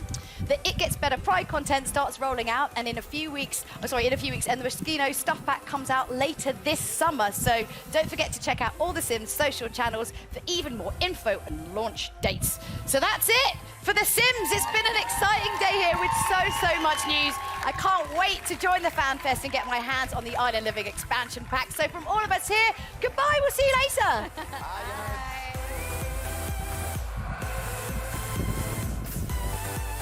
Qué cool. Estaba bien chévere lo de Sims. Thank you all for watching EA Play 2019. We hope you enjoyed all these exciting reveals. Skate 4, I'm sorry, we just ran out of time. I'm Greg Miller, and I'd say I had a lot of fun hosting this show, but that, of course, would have been a lie. This has been the worst. I've been yards from all these great games, haven't been able to go play any of them. Now's my time. If you're in Los Angeles, come out and see everything we've got for you in person. If you're not in Los Angeles, or you're just lazy, like me, don't worry, because these games will be in your hand before you know it. This has been EA Play 2019. I'm done? I can go play now? All right, great. Let's get going. Where's my Sherpa? Where's Snowbike Mike? Snowbike Mike, come on. What are we going to see? What do we got to see? What do we got to see? Okay. La verdad estuvo bien cool. Tenía muchas cosas buenas. Me gustó mucho la parte de Battlefield y la parte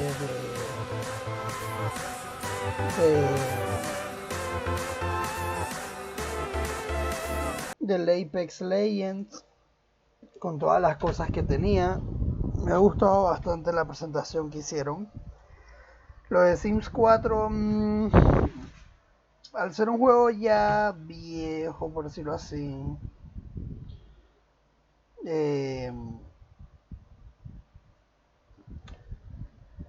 como que no da tanta emoción que haya algo como eso, ¿comprenden? Entonces, o sea, si hay un hype de lo que vaya a salir, por ejemplo, en Apex o por ejemplo en Battlefield con estas nuevas expansiones, pero en ese aspecto de Sims, como que no hay nada más una sirena y un escenario nuevo, no como que llama la atención de verdad. Entonces no es lo mejorcito que pudieron haber presentado, pero estuvo bien. No presentaron ni un juego nuevo, solo el de Jedi y más vainas para los juegos que ya tienen, lo cual está bien porque en verdad casi todos los juegos son del año pasado y les han ido añadiendo cosas nuevas, así que está cool. Bueno, hasta aquí voy a presentar el directo de hoy. Mañana no voy a poder poner el de Xbox Pero el lunes sí nos vemos en el de PlayStation 4, creo que es, el de PlayStation State of Play, o como quieran llamarle esa wea. Así que espero que pasen también por allá el día lunes, ya que mañana al ser en la noche no voy a poder, porque estoy de cumpleaños y además de eso voy a estar lejos de casa, sin internet y sin cómo presentarles el directo. Así que no sé, los veo más tarde en un directo de algún juego nuevo o alguna cuestión que quiera jugar. Probablemente juegue Dauntless, ya que me dieron un pack y unas vainas ahí por entrar en el Twitch Prime. Y bueno, los veo. Muchas gracias por estar aquí y nos vemos.